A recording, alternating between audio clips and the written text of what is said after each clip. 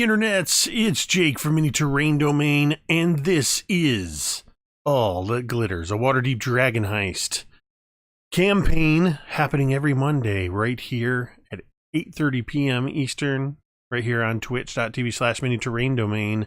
And this is our return in the new year and the first game on the MTD Mini Terrain Domain Twitch channel. So happy 2019, everyone. It's good to be back. It's good to be back playing D&D. I mean, I love the holiday break, and getting to take vacation and going somewhere where there is no snow. But man, I love rolling dice. D&D is my catharsis, so I'm glad to be back here. And we're not going to take a lot of time. Real quick, a couple of announcements. Of this, of course, is episode 11 of our ongoing Waterdeep Dragon Heist campaign, DM'd by this guy over here, and I'm going to throw it to him in a minute to take the reins. And then Tuesday night, tomorrow night, starting tomorrow night, every other Tuesday on Megan's channel, Dice on Ice, I will be playing along with a few others in a Curse of Strahd game that Megan is running. So you can head over to the Dice on Ice YouTube channel on Tuesdays to check that out. And then also on Wednesday on Dice on Ice is our monthly round robin GM campaign. And I don't remember, is it Connor? Did Connor end up being the GM? So yep. Each month at the end of the session, we switch. We have a mechanism within the story that works. I was the first GM. Connor's the second GM. We have a total of 5 people that are involved in that, and that's a really fun game as well. And then Thursday is the return of Season 2. What was just called Sunless Citadel is now called The Dawnbringers, or just Dawnbringers, Season 2, The Forge of Fury. And of course, that features V and Megan, along with Scotty from the DM's Craft, and Jeremy from Erasmus Expeditions. And in this new season, we are introducing a 5th character, played by Nerdarchist Ted. Ted Adams from the Nerdarchy channel is joining us on Thursdays for that. And then in the not too distant future, I'm hoping to get started some regular crafting streams that are going to be happening on the YouTube channel. So stay tuned for more information about that. There is a slight change. I forgot to update the crawl at the bottom, so I'll get that fixed for next week. But domain dice, you see those 3 dragons that are below Mr. Piper there, the dragon coins. Those are a way that you, the audience, can influence the fate of our game. And the way those work is for 500 bits or a $5 donation. The donation button is below the video. You can purchase domain dice. Now, the change is that 1 domain die will allow any of us players to re-roll any D20 roll. 2, it costs 2 domain dice now to make the DM re-roll. And then there was something for 3 and 4, and I've actually forgotten. So we're just going to go with those first 2. I did consult with Joey, also known as Chameleon Fam, since he was kind of the impetus and is the patron saint of the domain dice, and he had some really good ideas that we are going to be implementing. Including I can't remember now if it's 3 or 4 that you can turn a failed death saving throw into a success, but it's expensive. We wanted these dice to have some weight to them instead of just, hey, I'm just going to re-roll everything, or make the GM re-roll everything. So that's something exciting in these as we get into this new year. That's all I have in terms of what's going on with the channel and what we're doing. I already talked longer than I wanted to, so I'm going to throw it over to Mike, since this is his show, and you take the reins, sir. And I'm not muted. Yet. Just wait. I'll mute myself and talk in in no time. Anyway, hello everyone. Thank you so much for coming and enjoying, joining with us today to play just a awesome another session of Waterdeep Dragon Heist. This is a great campaign. It's an amazing module. If you've never picked it up, I really, really suggest you do. It's well written, it's well thought out, a lot of really great characters, a lot of very memorable instances, which I know everything about, but the players don't know anything about. But yeah, it's really, really good. If you haven't picked it up yet, really suggest you should. So, before, of course, we begin, we're going to jump right into a recap. And it's been a while. It really has. So what I'm going to do is, if anyone wants to do if anyone wants to tackle the recap, I will give you not one, but 2 points of inspiration. Don't all jump at once. That is so tempting, but man, it's been a while, and honestly, 6 doesn't really remember anything except what happened to 6. Wow. All right. Well, a bunch of stuff did happen. First off, they finally got the money together to get the tavern up and running. And what they decided to do was, after the going to Micken and informing him that they had the money together, he started it right away. And they did a bunch of other little things, puttering around, doing going to Kiara went and did some of her temple stuff, and I know Bevyn went and wanted to kind of go in and kind of hang out, learn a bit more about what the heck is going on. They had a big fight too. Let's not forget that. They had a big fight and they almost died. That was fun, wasn't it? What happened was that the drow, I was about to say the dark elf, but not quite. The drow that they were hunting for decided to meet them at their home. And as they were going to fight, the drow said some very mean things, especially to Anna, who was having the square root of jack squat of that, and decided to throw down. A fight ensued. 6 got the brunt of a few things, but they got some really, really good hits in. And it was time for the drow to leave because he wasn't feeling so good. So before he booked it, he pulled out a strange device and fired it, as it was a pistol, at 6, causing him grievous injuries, which dropped him. And of course, Anna, being as angry as she was, went bolting after this drow with the intent of absolutely killing him. Unfortunately, he managed to pull some magic out of the air, quite literally, cast a spell, and disappeared into the night.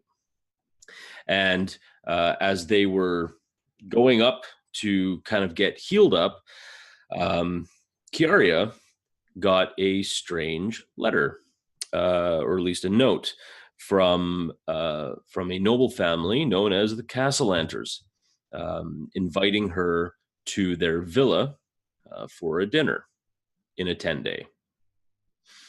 Now, we are picking up this session at the next 10 days. So a 10-day, or at least in the Farunian calendar, 10 days have passed, which is 1 week.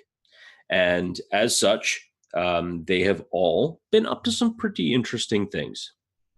So, and I'm going to go over everything that they have done. Kiara has invited the Castlanters to the inn for the opening. She has decided to inform Mert of it, who has responded with a note that I will not say what it says unless Kiara tells the group. Now, the tavern, of course, under her watchful eye, has been done up quite nicely, and she's ensured that Micken has been doing everything to kind of a taste that they rather enjoyed.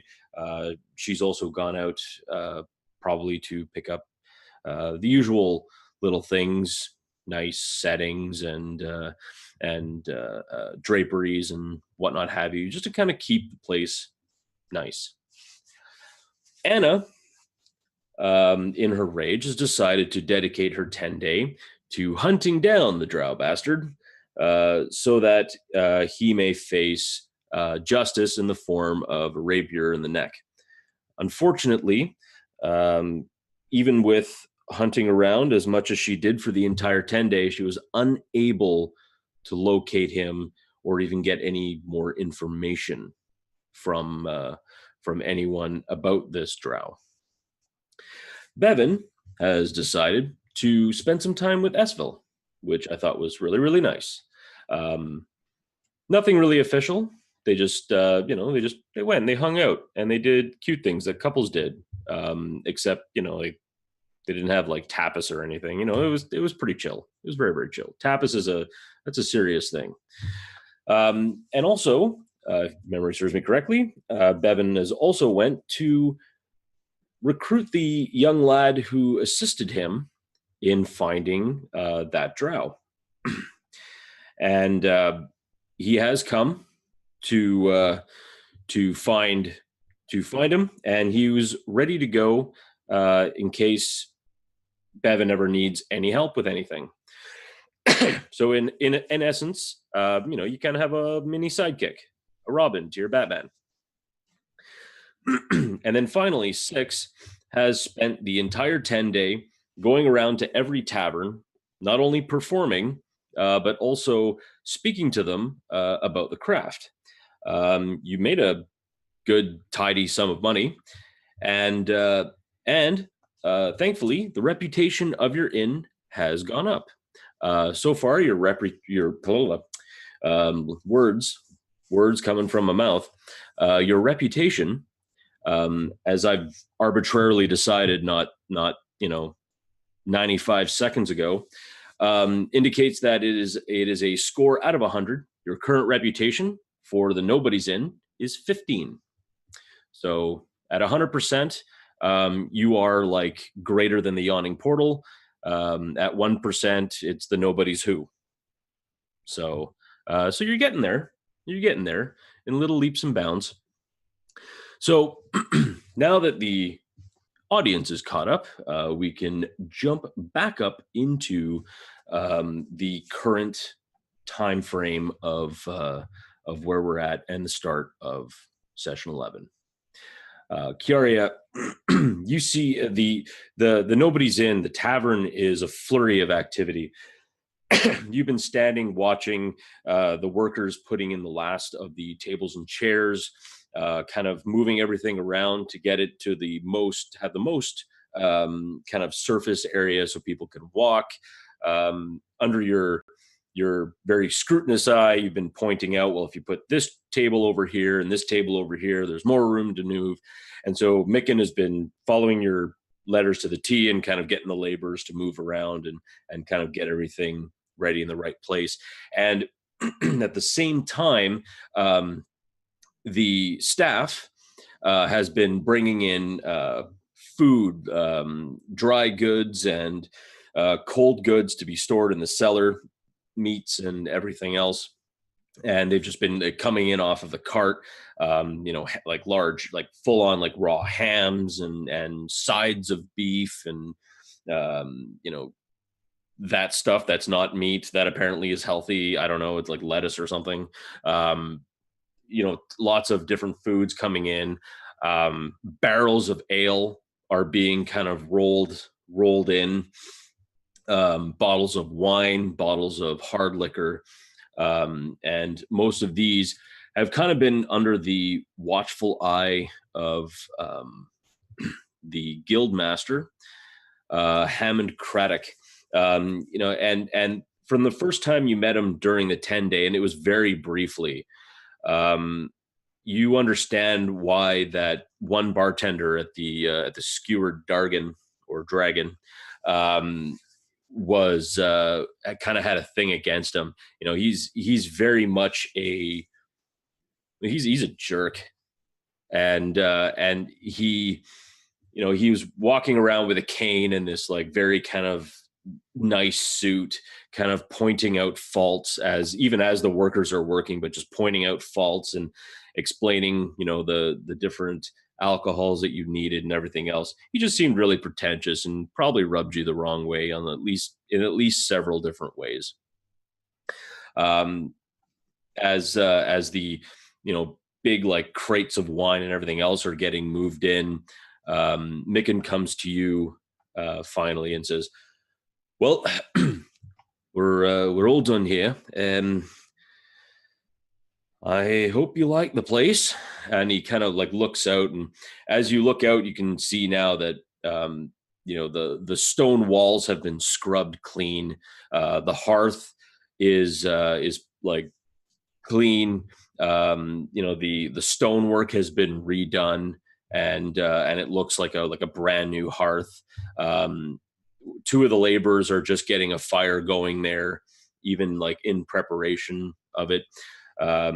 All the tables and chairs, which are they're nice, they're passable, they'll do, are all set up. Your bartender, who you hired, a half-elven woman by the name of Vila, is busy kind of oiling down the bar, getting everything ready, setting up bottles, kind of getting everything there, kind of cutting up a few lemons and limes and whatnot.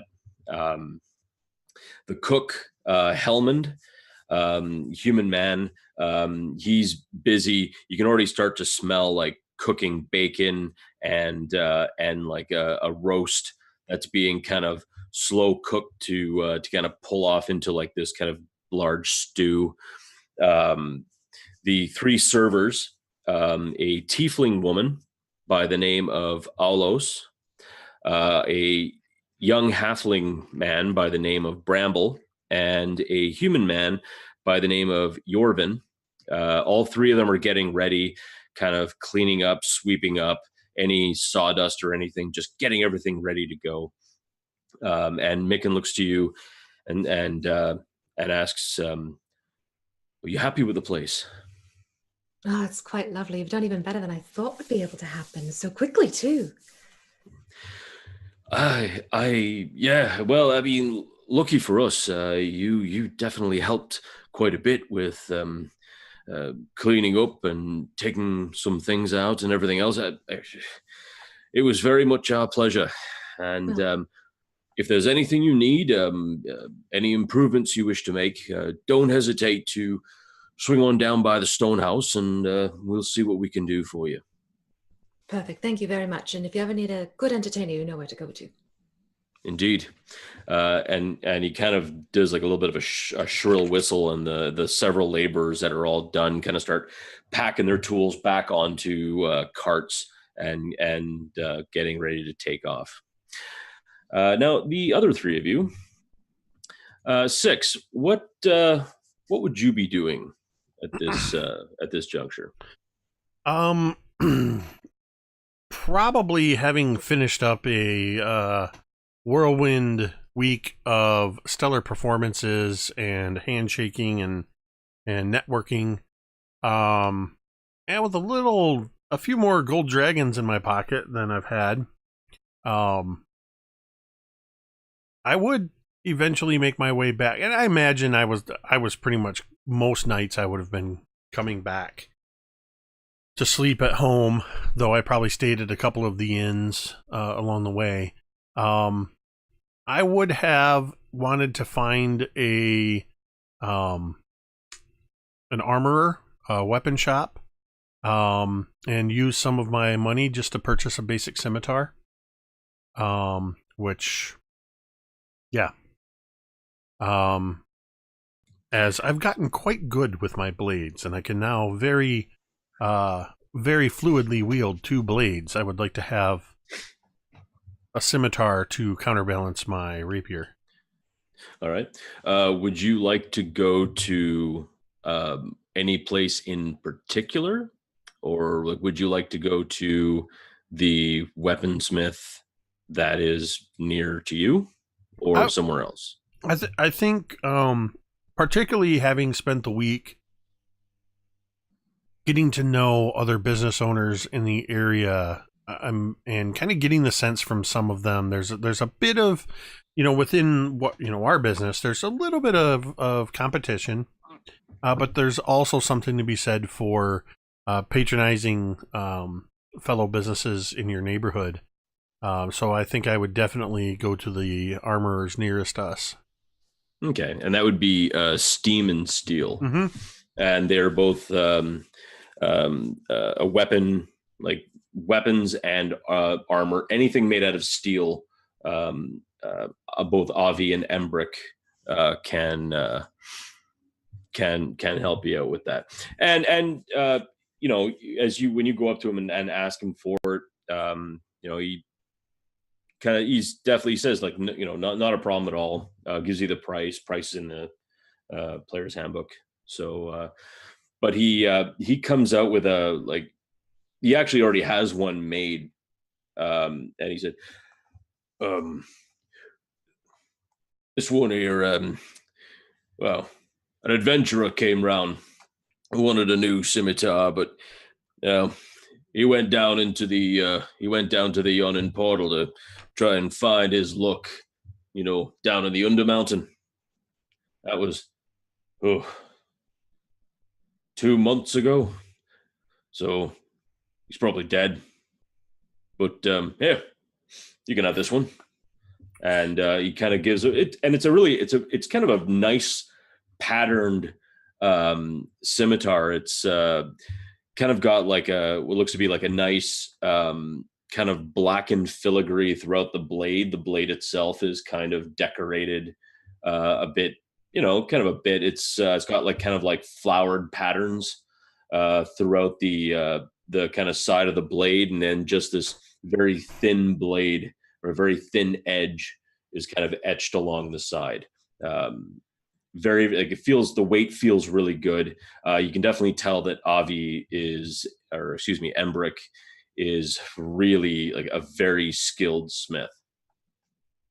And I would admire it, kind of turning the blade over to shine in the light, and admire the craftsmanship. Give it a bit of a practice, kind of a flourish, testing its balance and weight. This is incredible craftsmanship.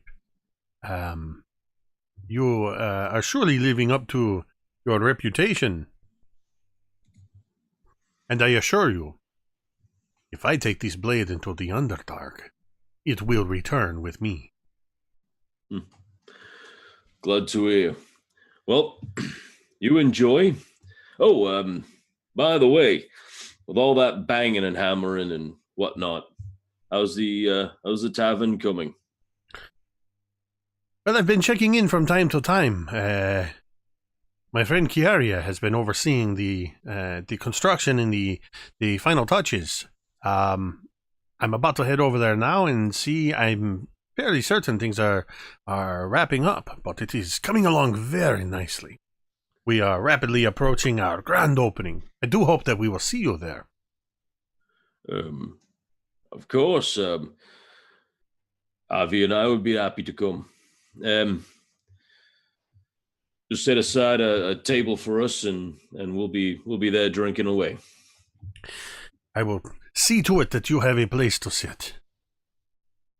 And he kind of turns around and nods his head and goes back to hammering.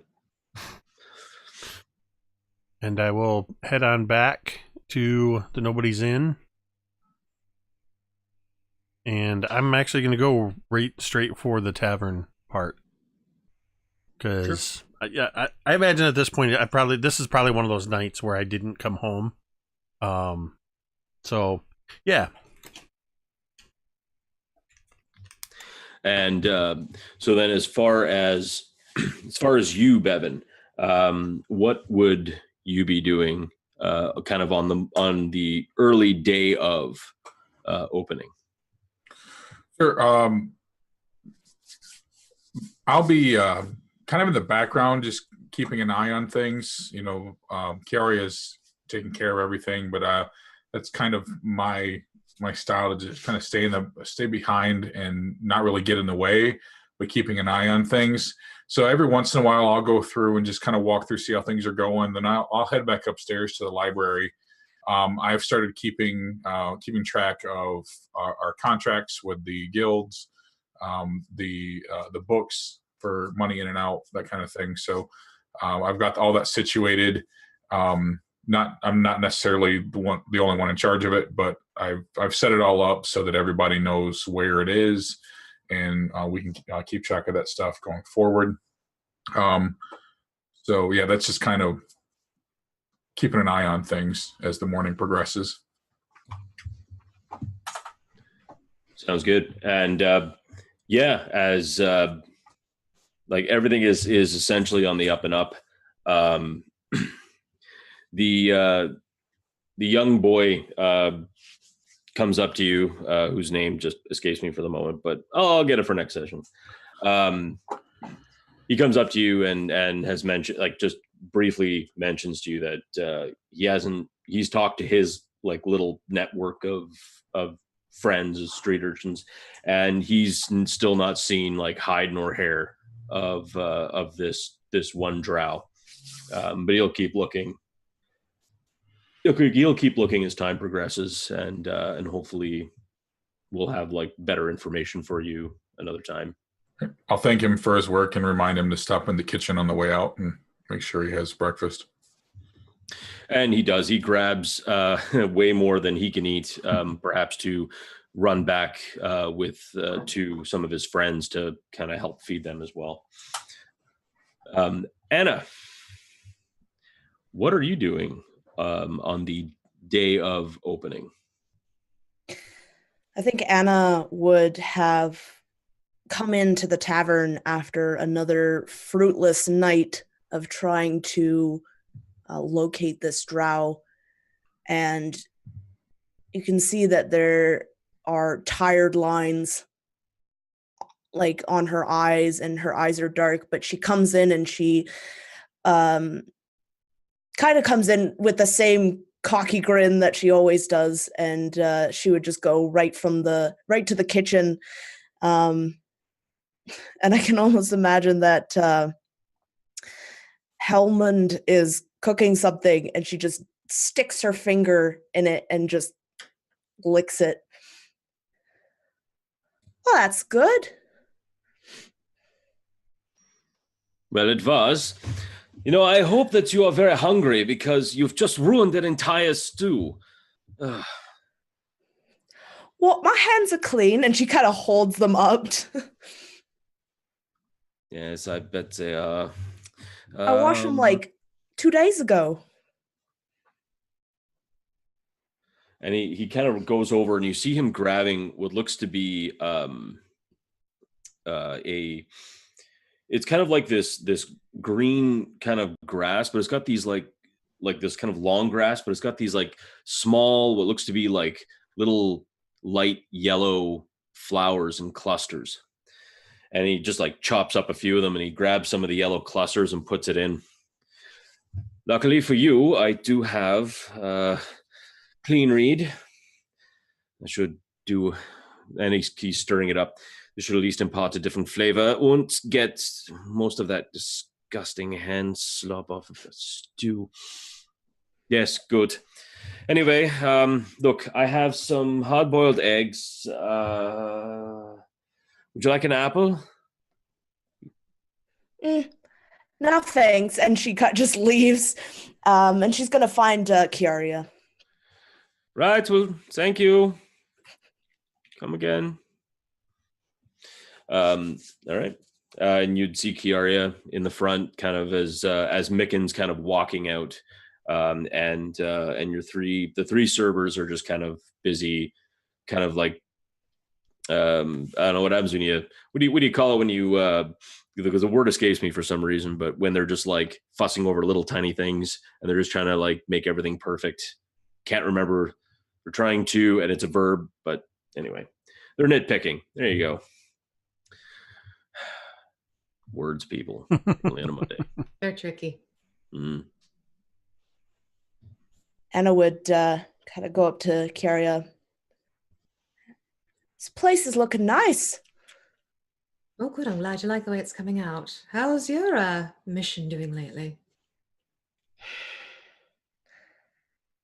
This... and you can see there's like a flash of anger and tiredness in her eyes, but then she smiles again. I can't find him. It's like he just is the shadow. Ugh. Trust me, I get what it's like to be hunting demons. Next time you go out, stop by and see me before you go. I can give you a little boost if you need it. All right. You nervous for tonight? For the tavern, absolutely not. I'm quite looking forward to it. It's been fun getting things ready and getting the word out. I'm excited to see what happens with it. Right. And is Six going to perform opening night? Did you want to try and stop him? Well, we could tie him up. Gag him maybe in the basement? Well, My ears are burning. I think Anna must be talking about me. knowing Six, Just that we're so excited for you to be playing today. You know, I have spent the last 10 days traveling all around the city performing for different crowds, and I have done quite well. And it's been very much appreciated because it's helping us out here as well. And just, if anybody would notice, it would probably be either of you. Six has not repaired the hole in his leather armor that the bullet passed through. He like almost absent-mindedly, even while he's talking to you, he just kind of it's almost like a nervous habit. With his left hand, he'll just kind of bring his hand up to his side and just kind of trace around where that hole was or is. I see you got a new sword. Or, I'm sorry, a scimitar, forgive me. I have been practicing very much with the blades, and I'm very confident that with the both of these blades, it will be an even flashier. And by the way, I'm going to need there to be at least 2 sconces with torches in them. Probably closer to the stage, not so close to the peoples. And might not be a bad idea to have what are their names? Aloe, Bramble, I forget her name. I can never remember her name. The one with the horns. Alice? Olos, you mean? Whatever. I will learn it. It's very important. I will talk to her. Have her pronounce it for me. But perhaps we should have 1 or 2 of them have a couple of buckets of water on standby. Buckets of water. Just trust me. I do trust you, but sometimes I wonder. It is good to wonder, especially before a magnificent performance. And I must say, Kiara, this place looks phenomenal. Well, thank you. I wanted to make sure it was right and ready for you because, after all, this is going to be your performing zone, I'm assuming, for at least a few days a week. Well, as much as I enjoy you continually feeding my ego, I am not so vain as to think this is all about me tonight. This is an accomplishment for all of us. And, Anna, is that what you're going to wear today? She kind of looks down. This is the thing she wears every day, and it is just dirty and scuffed up. Yeah. Well, what's wrong with it? Well, it's not that there's so much anything wrong with it right now, but considering it's opening night, you might want to wear something a little bit more spiffy. You know, Anna, how much do you trust me? As far as I can throw you, and I've seen how much you've been eating lately. I'm going to ignore that for the moment. I have something that I think might fit you. If you are willing to trust me, Is it a dress? Yes, it is a dress. It isn't by any chance the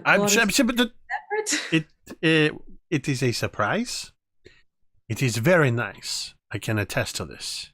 And it is very well received by young noble ladies and gentlemen. 06, no. Oh, yes. 06, no. But, perhaps I should mend the little hole going on right there for you. No. I would rather you not do this. And I'm actually covering the hole. But Anna, I think I will leave this. I will leave this for you in your bedroom.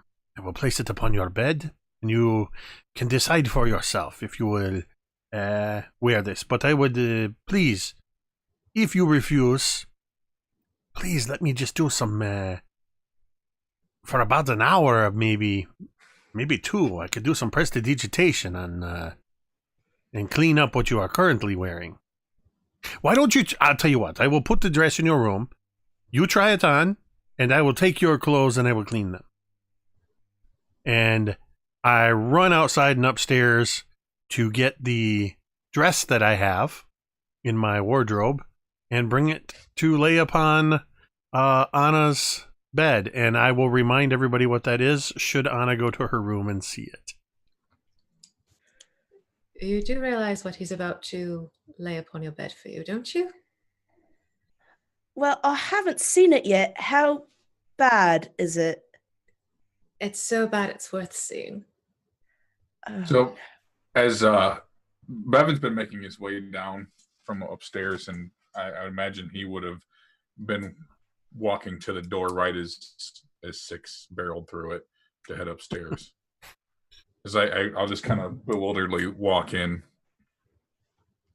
What got into the cat? The cat wants to play dress up. How's that different from every other day? Because it's not for himself this time, and I eye Anna. Anna just has the most sour expression on her face. And it's on par for a pretty, pretty princess. Well, we wanted a show for today. We might get one. Spence, however. Anna, I leave it up to you. Of course you can wear whatever you'd like. It probably would be best to sort of clean yourself up a little bit, at least. But for the sake of hilarity, I would at least go look at the dress. All right. I've got to get a few moments of rest before the big night, so she just kind of waves behind her as she heads up.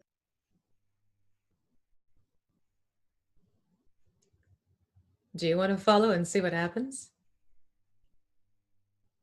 I wouldn't miss it. Neither would I. Let's go.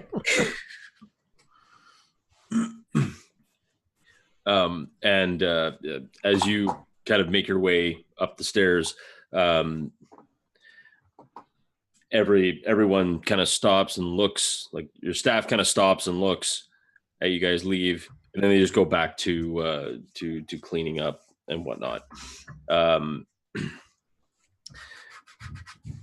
Making your way up, as you're making your way up, a messenger kind of is like kind of running toward your guys's home, and he stops and kind of holds up this note. Kiara, Piros? No, hang on.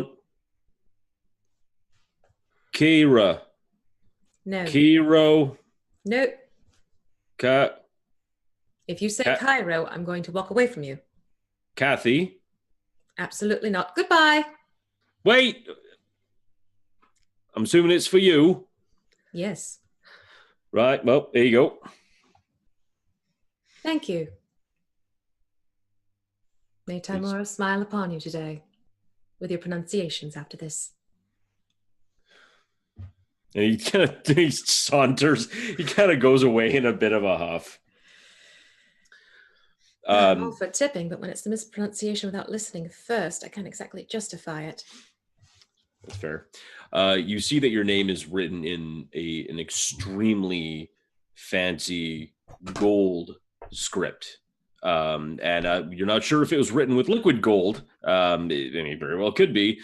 But whatever ink is used is definitely, like, there's definitely gold inside it, because I mean, it's very, and it's like that level of calligraphy that you only watch on like YouTube, where you're like, oh God, I wish I could do that. But you can't, but it's just so pretty. Yeah, you know exactly what I'm talking about. So it's, yeah, it's just this beautiful Kiara Piros, done up in a very nice script. And Bevyn's still next to me, or did he keep going? That's up to you, up to Bevyn. Oh, I would have stopped and watched the interaction. All right. We need to have a quick conversation, and you're going to be right here when I open this. Do you remember that note I got when we got back a 10-day ago? I do. Remember why I left Waterdeep? I do. Well, he's decided he wanted to invite me over tonight to sup with he and his lovely wife. However, I explained to him that, considering we're opening up the new tavern, that would not be possible. They are, however, welcome to come here. And this just arrived. And I'm going to show him the envelope with the calligraphy. I wouldn't be surprised if this is from him. Yeah. Many more suitors that would send a note like that? Only he would. Especially via messenger. I'll just gesture towards the note. Well, let's see what he has to say. And she'll rip it open to pop the seal type of thing. Yeah, and as you flip it over, breaking it, as you open up, you see again, same, written in very, very nice script.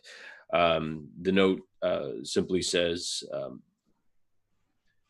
"We would be honored to come and visit you at your place of business.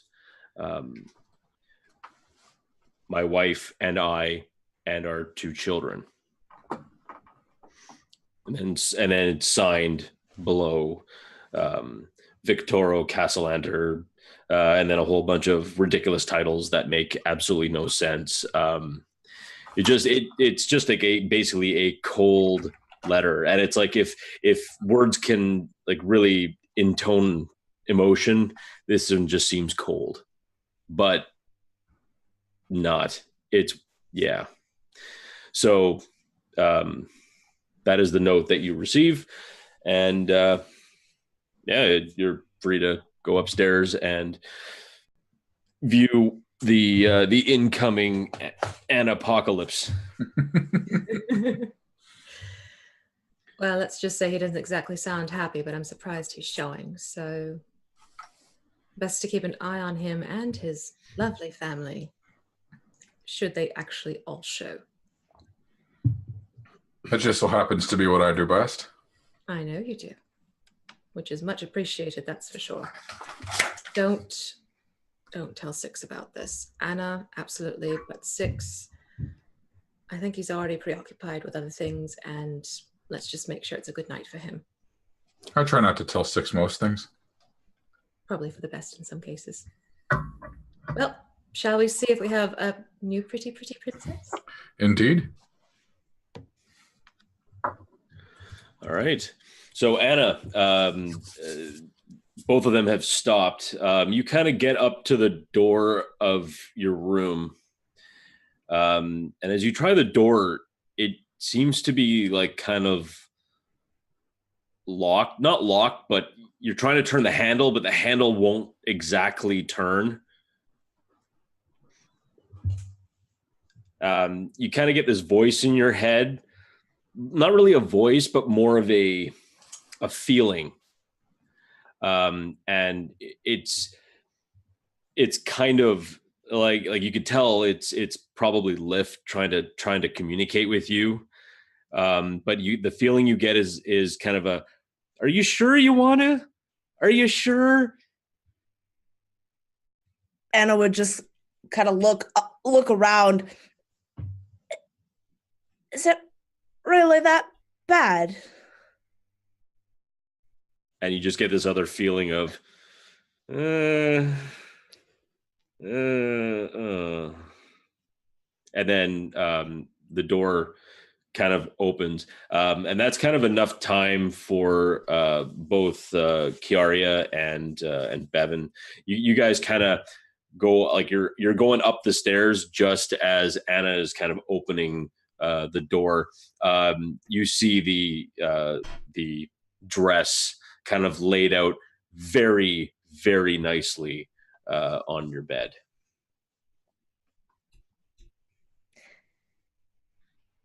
What the bloody hell is this? Anna's just standing there.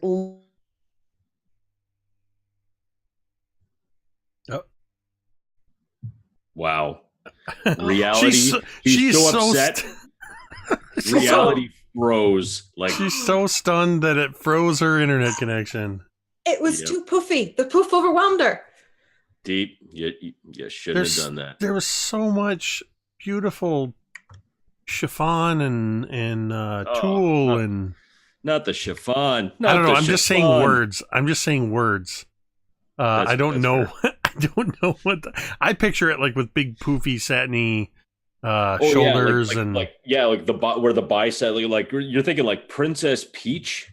Oh yeah, definitely. There you are, Megan. Like Princess Peach outfit, but taken to the nth degree. Oh, it's like the floof upon floof of a dress. Right. All the floof. All the floof. But yeah, I mean, you can see it's like different shades. I think so.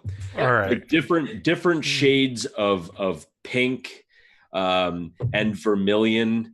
The biceps, or at least the shoulders, are just these massive, just like, they're just huge. They're huge and billowy. The sleeves kind of end up short, but you see a couple of like white satin gloves that come up to the elbow for you to wear.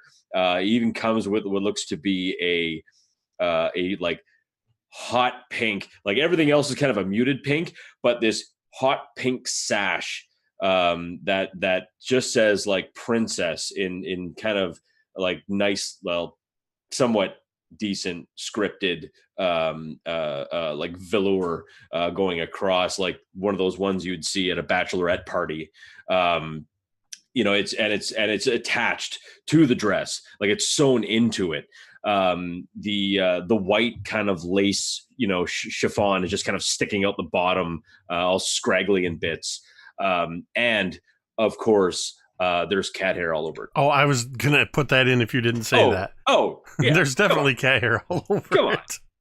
Also, Six, I'm standing there with the look on Six's face is one of absolute sincerity. Six does not want you to wear this as a joke. Having worn it himself, it's quite comfortable.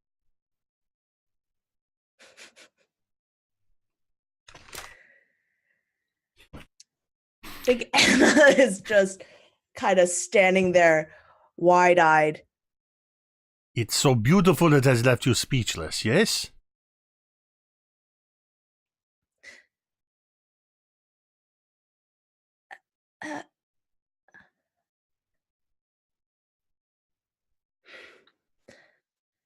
I love it. So you will wear it then? Absolutely, I will wear it tonight for the grand opening. You can just see that Anna is looking at the hole in Six's armor while she's saying this. Bevyn is completely unable to hold in the chortle, but he quick tries to cover it up with a cough. I'll probably be like smacking his shoulder. I will immediately. Very well then. Go. And I start shuttling Kiara and Bevyn out. I will wait out here for you, Anna. I will need your what it is you are wearing. I will, as promised, prestidigitate it clean for you. Prestidigitate? Yes. You promised us to do prestidigitation upon it and not presto changeo and get rid of it, right? That's not a thing I have the ability to do yet. Well, But I am goodness, curious. right. No, I have absolutely no problems with Anna's utility uniform, if you will. But it is not fitting for tonight. At least not in this state. Definitely not in this state. I will agree with you. Absolutely. I'm keeping the pants, though. I don't want everything to be so breezy. Just the pants, please. I completely understand. Especially Let me clean them, please. I will clean the pants first. Right? Fine. And you see Anna would go in. She ushers you out, too. Well, yeah. I see it kind of like that. Six is standing there with his back to the door, and just like that, the door cracks open and the pants come out, and he's just like, yoink. And I will. I mean, that's my intention, is to actually legitimately use prestidigitation and clean your clothes. This is not a thing that is going to be a regular occurrence, I should say. I do not wish to spend time as a launderer. This is more of for the occasion. Well, understood. No one's expecting you to sort of play the laundress of the establishment at all. It is sweet of you to do it for her, though. She's been chasing after things. It smells like she's been chasing through the sewers. I wouldn't be surprised, considering how that one can appear and disappear so quickly. I'm sure she's covering every possible area that she can.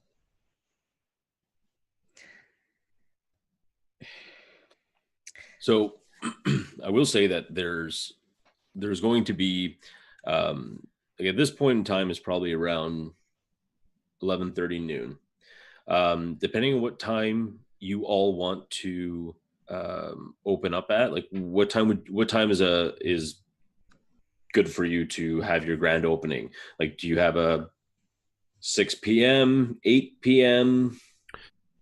What are you thinking? You plural thinking. We're in the kind of towards the more posh neighborhoods, right? You are in the more posh neighborhood. This is the definitely like way upper middle class. In the North Ward, the North Ward is extremely sought after as far as property and housing and everything else. People want to live here. The type of people that you'll see here are individuals like farm owners, people who own large plots of land and employ people to harvest their crops for them and things like that. Rich merchants that either do a lot of traveling or that own small merchant businesses, perhaps even people that own a few ships that sail, like up and down the Sword Coast, doctors, that kind of an area. Are there many elderly folk? So we're going that detailed, are we? Well, no, I'm just. No, I didn't expect you to go into quite so elaborate. I was just getting at, should we open at 4 to accommodate the elderly for their dinner, or for Let me put it this way. I was However trying to much make a hype- really bad joke, and it just However much hype that you put into this grand opening, and whoever does want to kind of start the hype train or kind of go along and go to people or go to areas or pass out flyers, whatever you all want to do, I am going to just need some persuasion checks, and that will affect how many other folk decide to come in. so. I mean, I don't know. What do you guys think? Like around 6 o'clock Yeah, 6, 7 o'clock would probably be good. Yeah. with a show at 8. There you go. I'd imagine that Bevyn has leveraged his new street urchin friend to get flyers out and and whatnot. So out onto the streets and into the areas where they need to be. All right. So and basically the whole group of them decide to go around the castle ward, the sea ward, handing out whatever flyers they could before they're kicked out of the area. But they managed to get a bit. I will need a persuasion check from you, Bevyn. 6, what are you doing? I would also probably start canvassing around I'm not sure. I wouldn't go to the sea ward. It's too close to the water.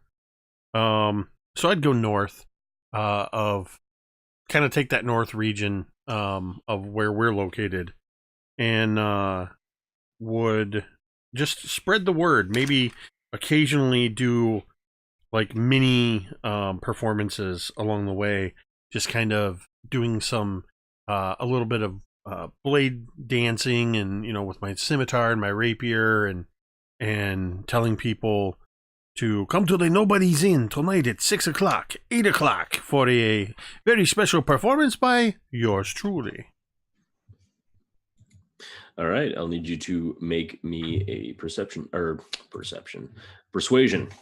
The other P check. Right. I would also, before leaving, I would mention to Kiara that we need to make sure that we have 2 seats saved for Embrick and Avi.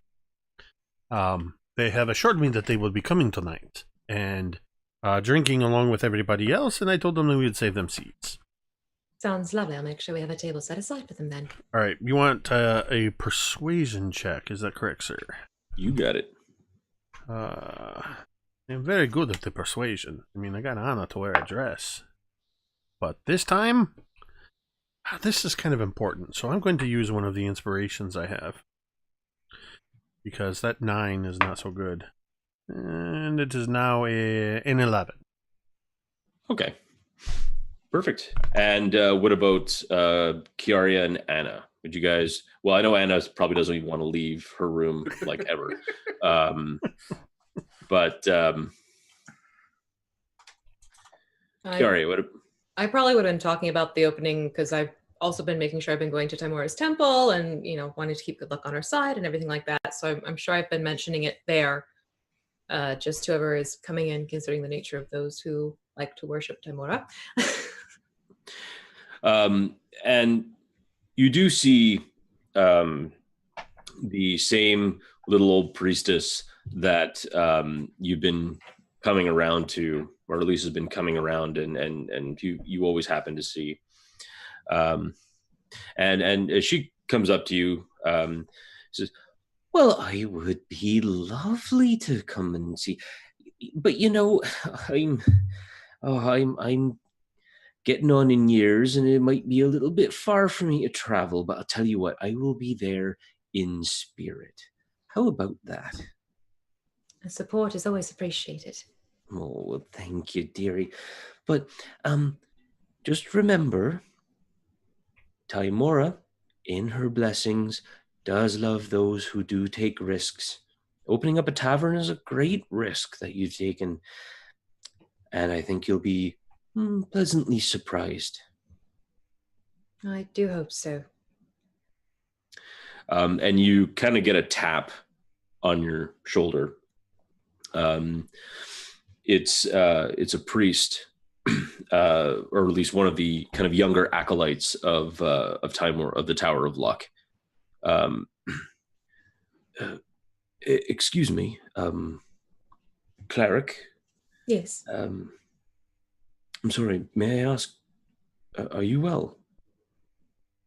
Oh, I'm fine. I've just been rather busy trying to get a new business off the ground, so fluster's probably a good word for me right now. Yes, but he's looking around like some of the other acolytes have noticed that you've been, well, speaking with no one in particular. Sometimes it's good to hear your voice out loud, to hear your own thoughts. Right. Well, as long as you're all right, excellent. Forgive me, please, cleric. I just wanted to ensure that you were all right. No, I appreciate your thoughtfulness. It's quite considerate of you. Not everyone gives someone the benefit of the doubt when they're prattling along and there's no one else there. Certainly. Timor's blessings upon you. And you as well. And he kind of turns around and goes back to his duties. And you're alone. Standing there. Are there other people like around the area, or there's other people around the area? They're kind of, some people are praying, some people are just dropping coins into kind of a large kind of collection area. And as is Timor and tradition, they'll flip the coin and then they'll try and call it as it's falling. And I get the kind of like superstition is if it falls, kind of landing the way up that they called it, they're supposed to have luck all day. If not, they still gave to a good cause. So they feel good about it. So I'll probably be doing the same thing as I'm leaving the temple to head back. And so, tell you what, do you have a coin on you? I unfortunately do not have a coin on me. I actually do. All right. Okay. Well, then flip it. This is it's a coin from Mace. So it has a mace on one side, 20 on the other. Nice. All right. Call it. All right. Mace. Mace! So, as you walk out, just before you walk out, you kind of get this siren feeling. You get this feeling, and of course sirens. And mechanically speaking, you can have one reroll. So if you get one reroll, and it has to be used by the end of tonight, or by the end of this session. So you get one reroll in this session. Okay, sounds good. And you walk out. You talk to a few people about it.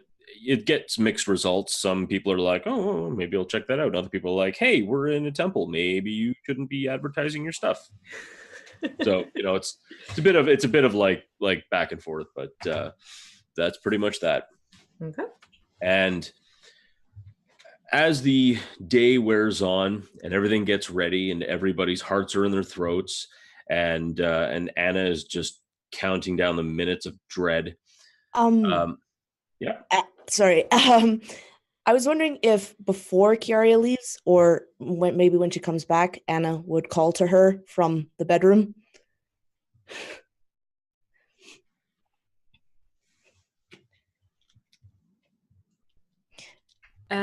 Yes. And I need you to get something for me, please. What do you need? Can you get me some dye? Dye, as in that which colors things? Right, yeah. Any particular color? Not pink? Not pink. Maybe Anything but pink. something dark, so I can hide in the shadows away from anyone seeing this. Well, you said you'd wear it. You didn't say you were going to take care of it, I suppose. Right? Loophole. Exactly. Both of us are happy.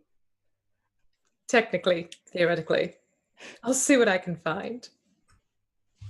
And Anna is going to be doing some modifications to this dress with her baker. All right. To be fair, the whole reason I kept that dress was just to get Anna, see if I could get Anna to wear it. And I mean, hey, mission successful, I would call that. So it's actually what I'll need is Anna, are you going to do that yourself, or at least you can attempt to? Yes. Kiara, are you going to help her, or are you just going to like kind of let her do it on her own? Chances are I'd be helping her with it just to be sure it went well enough that it was wearable. Fair enough. All right. So what I'll do is I'll say, I mean, you're not a dyer, so I would say, I guess dexterity. Yeah, sleight of hand. Give me a sleight of hand check, and here's why. So you can get it looking good, unless it looks like a pink, black, splotchy nightmare. Right. I would have picked up like a dark blue dye, aiming for purple. All right. Okay. Blue, purple, splotchy nightmare. And don't let the Dyers Guild know what you're up to. You'd like blend in perfectly well with the Las Vegas skyline at night, if this goes awry. And that's a perfect place, before you do that roll, to add in a domain dragon, as our friend Josh, what you're looking at, has just subscribed for 11 months in a row. Yay. Josh was our first subscriber on Mini Terrain Domain. So thanks for re-upping again what you're looking at. And there's an extra domain die should you need it. Okay. So it's just a normal sleight of hand, or because Kiara is helping me, or? You know what? We'll make it a normal one, because normally I would have said sleight of hand at disadvantage. Right. That makes sense. She's helping you. Just be a straight roll. Okay. Yep. It's a 16. Okay. The front looks great. It's perfect. Unfortunately, you just missed it. The back, which you don't notice, has these like big blotchy parts of like purple and pink, and there's some like nice dark blue, but it's kind of a mess in the back, but it looks great in the front. Okay. So either you stand by a wall the entire night, or you own it. You can own it. Yeah. And she wants to cut off the sleeve, she wants to cut off that sash, and she is okay with it looking like an absolute mess. She wants to cut it shorter so that she's not like overwhelmed. Oh my God, Anna's going emo. You don't know the pain inside. So yeah, all the alterations you make, the rest of them turn out really well. I mean, I'm not going to make you a roll for cutting sleeves. The sleeves end up working out. The sash is a bit tricky. Unfortunately, the way it's sewn on, it looks actually like whoever sewed it on had sewn it on to cover up kind of a large hole in kind of the center, kind of the midsection of the dress. Sometimes it's the hazards of being a bard on a budget. So you can keep it on, or you can take it off and have this kind of large section of midriff kind of exposed, which is a bit That's up to you. She's going to keep it on, but she's going to take some of the paint and she's going to cross out the word princess. And she's going to put another word in, but I don't know what it is yet. I'll tell you what. Assassin. Yeah, assassin. You know, that's fine. That's fine. You know, she's the tavern assassin. That'll actually be a perfect point where we're going to take a bit of a break. It'll just be a quick little 5-6 minute break, and we'll be right back. Thank you all so very much for joining us, and I'm gonna let these cooler people than me say words because they're better at words than I am. That's it. That's all I got. All right. Yeah, we'll go ahead and take a break. Mike always says he's going to let us say words, but we all want to take a break too. So let's take a break. I'll throw it to the break screen, and then we can say words when we get back. So yeah, like Mike said, it'll be about 5 or so minutes. So please stick around. Thank you to everybody who has tuned in so far, and we will be right back.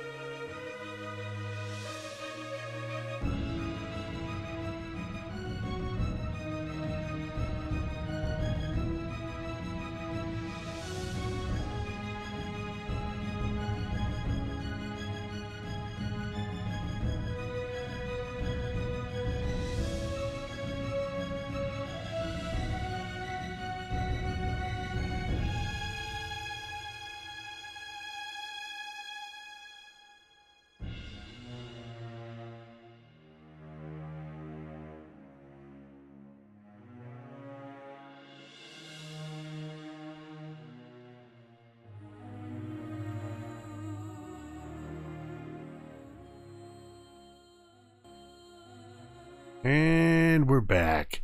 And just as always happens every time Mike says, I'll let all these lovely people talk, we don't. We take a break. Yeah, I don't know. I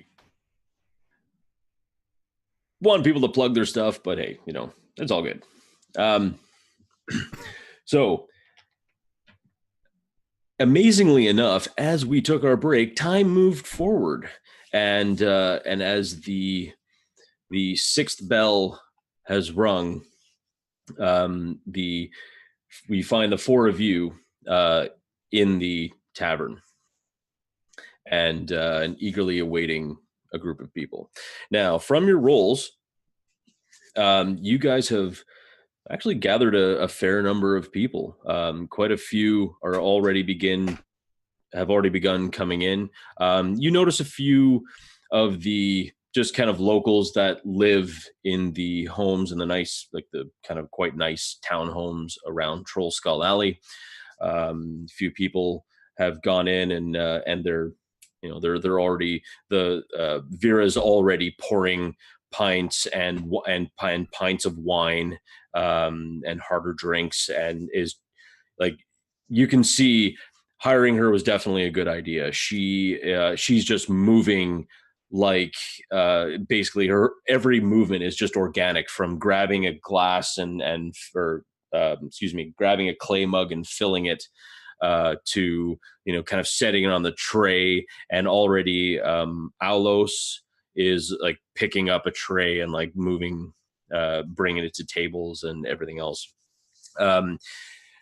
You do see Avi and Embrick do come in, and if any of you have the map handy, you can see that in the tavern, kind of by like in the corner, there's a fairly long table that no one has really claimed, and they kind of go over to there, and they have another person with them. They're an elf. They're dressed in looks to be kind of nicer robes, but they definitely have the robes have like this really nice kind of nature motif, like a lot of like inlaid scroll works of leaves, and it's kind of a white with kind of green highlights kind of everywhere. It's a very beautiful cloak. They kind of walk in silence as Avi and Embrick are kind of talking their way right to the table. They look at both of them look at you, Six, and kind of wave as they head to the kind of back corner. Already, Bramble is kind of moving over to kind of get them their drink orders and other things like that. And what will the four of you be doing as people are beginning to file in? Before we get to that part, Mike, I just want to, looking at this picture of the room here, this little shaded thing in the top center of it, is that the stage? Is that what that is? That is a hearth. It's a hearth. Okay. Yeah. So it's like a really large fireplace. The hearth itself, like the flame, like while it does have a fire, the smoke, like it seems to be like a really small kind of flue that kind of pulls the smoke out off to out to the side. Think of like a dryer vent. Okay. Where instead of going all the way up, it just kind of like pipes into the side and just kind of gets blown out. But yeah, and then the long table that's kind of to the right of that, that's where they're currently seating. So I imagine Bevyn, again, for something as busy as this night going to be, or any night in the tavern, is going to just take up residence at this table that's kind of next to the stairs in that back right corner, not the big table, but the small one. Yep, I see it. And just back to the wall, where you can keep an eye on everything. A couple of chairs there for anybody who wants to sit. Conveniently with a chair with a back to the wall for Anna, should she choose to hide in the corner. Again, Bevyn's not really looking to be involved in the proceedings, just keeping an eye on things. So. Sure thing. How about you, Anna? How are you feeling? Before Anna got Kiara so very nicely with her wonderful penmanship to write best sword dancer in place of the princess on the sash. And she is going to confidently come down in this whatever it is that she's wearing. You know what? You might as well just rock it with confidence. That's the main thing. Yep. How about you, Six? Well, first, I have a feeling. I mean, I'm kind of already just chit-chatting with Embrick and Avi, and as people come in, I'm flitting from table to table and greeting them, just very much trying to be a good host, This is wonderful to see you here. Welcome to the Nobody's Inn. We are certain you will find something to your tastes. And just, asking how their day was, all this kind of stuff. And then in walks Anna. And as she enters wearing this transformed dress, Six stops what he's saying and turns, mouth agape, and walks slowly over to Anna, shaking his head and looking her up and down.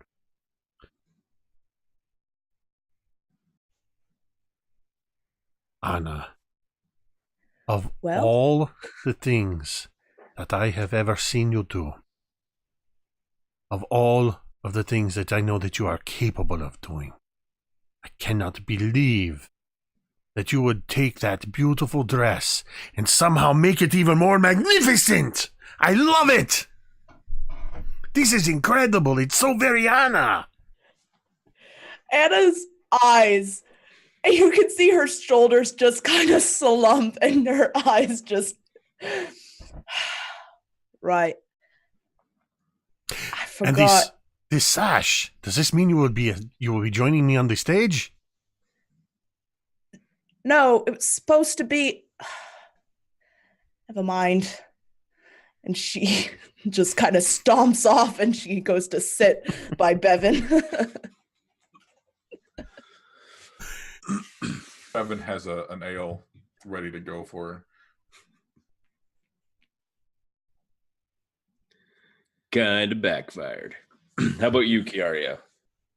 Well, being that it's opening night, I would have taken my time getting ready. So I'm going to come out and I'm wearing this dark purple gown, and it's actually skimming across my shoulders. And it looks like it's trimmed in feathers, but it's actually my own feathers kind of peeking out the back area. And it's sort of like I've made a point to make sure this is sort of showing, which is not something I normally do. And while everyone's kind of doing their own thing, I'm probably more going between the kitchen and the bar, just making sure everything's flowing as it needs to, encouraging the servers and Helmut and the barkeep that everything's going well. They're doing a great job, just to kind of keep morale up for the first night with everyone coming in. Nice. All right. Well, that's actually really good. What we'll need you to do is please make me a persuasion check on that one.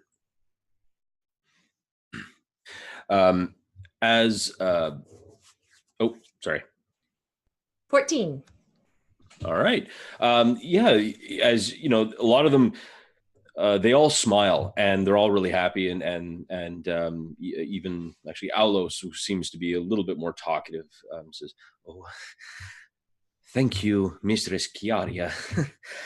We only hope to do our best." And she looks at the others, and the others kind of nod their heads and in agreement. And you see Helmut kind of bringing out like kind of large bowls and trenchers of this stew that he's concocted. Smells amazing.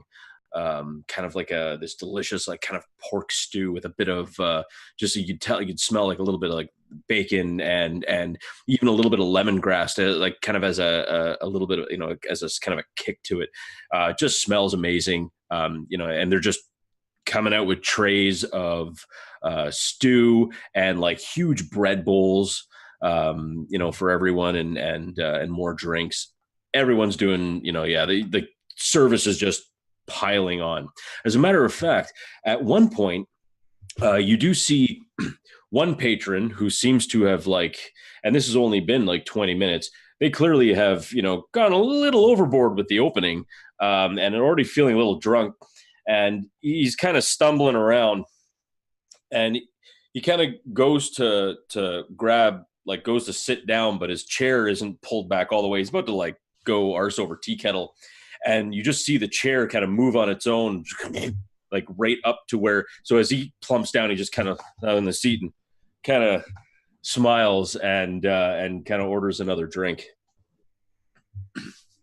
Oh, thank you, Liv. Eolus, please make sure that his drinks get slightly watered down, if you know what I mean. Jorvik, who's kind of serving that area of the bar, kind of smiles and nods his head, and goes to Vila and asks, and informs her kind of that. As an hour goes by, more individuals come in. You see this kind of gold dragonborn comes in, bedecked, like really dressed like very, very nicely. He seems to be dressed almost like an arcanist.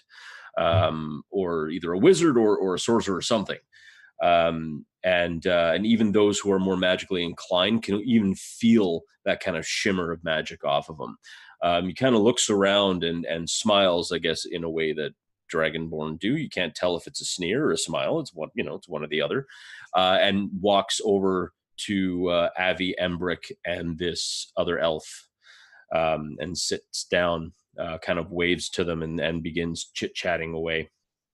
What I need from you, Anna, is I would like you to make me a perception check. And for Bevyn, actually the same. I'd like you both to make me perception checks, if you could. 6, you see Embrick kind of waving his hand for you to come over.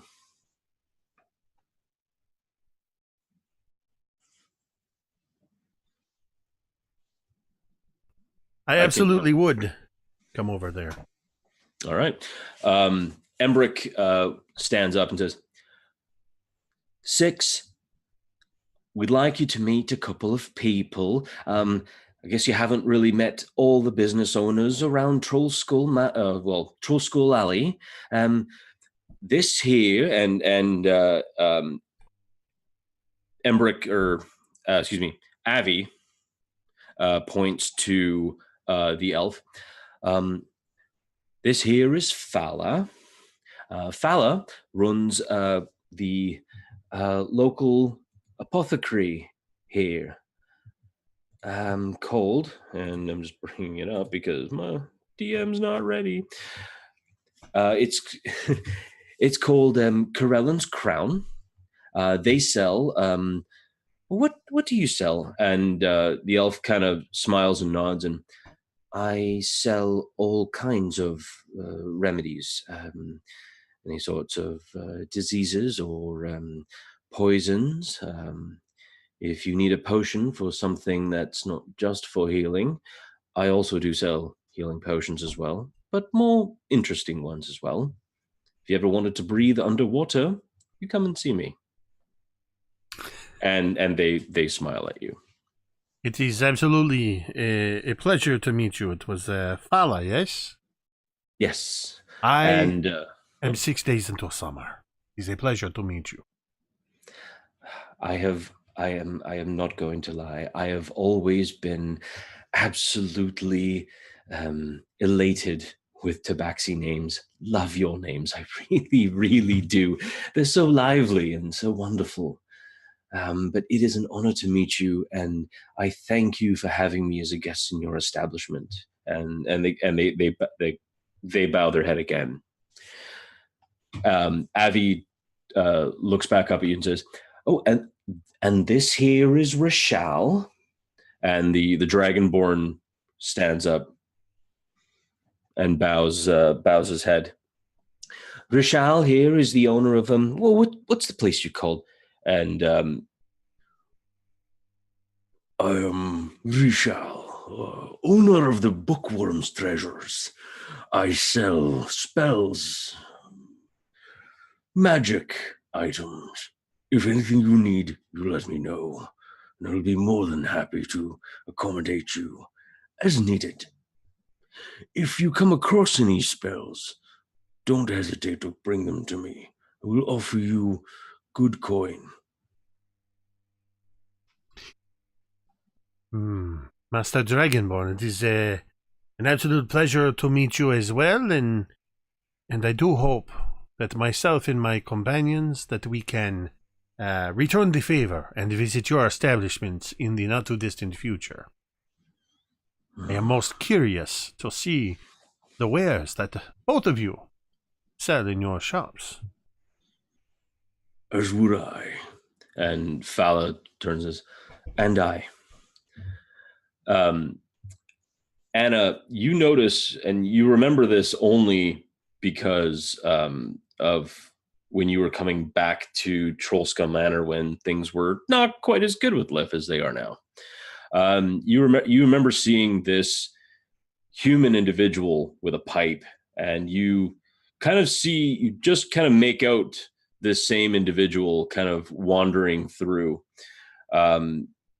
He still has his pipe, and he's kind of looking around, and his eyes lock on you. And just for a second, you can just feel this, almost an intense, like he's not just looking at you, but he's looking almost like right through you, directly into you.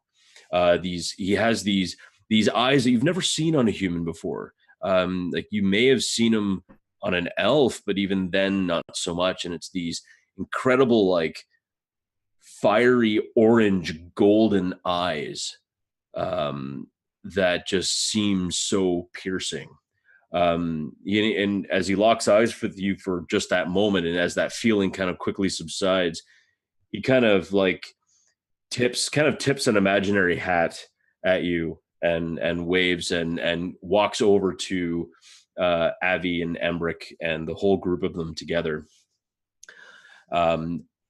As you're standing there, Six, Avi quickly, "Oh, and this is Vincent. He owns the Tiger's Eye." And Vincent kind of sits down and smiles. "Yes, it's very nice to meet you. I am Vincent, the Tiger's Eye. We are, I am private investigators.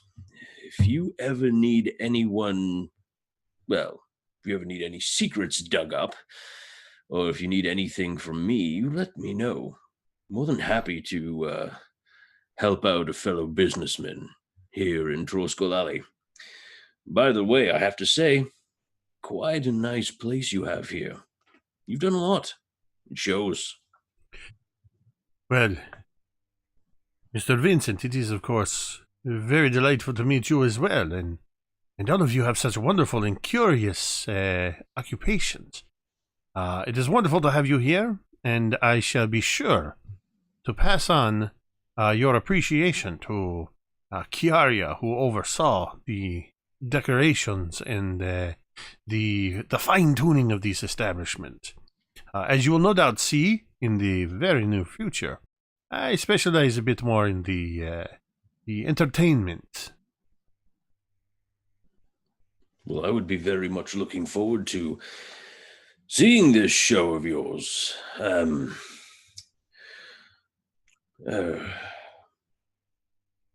Who's that? And he points at Anna. That is one of my, I would be lying if I used any other word than best friend. Anna is almost like a sister to me. Sometimes a bit like the certain level of stubbornness and anyway, yes, she is one of my friends and one of the co-owners of this establishment. And that's all he said. He just hms, and then his drink arrives, and he just kind of goes back to having a drink of that. Bevyn, you feel a tap on your shoulder, and Anna should be there, or you think Anna would be there. But as you feel a tap on your shoulder and you don't know how this happened, looking beside you, you see Esvel. So as soon as I see that it's her standing next to me, I just kind of startle and jump up out of my chair, kind of kicking it behind me up against the wall, really awkward. And kind of straighten my tunic a little bit. And, oh, I didn't know you were here yet. I knew you were coming, but I didn't see you come in. I think your senses are being dulled.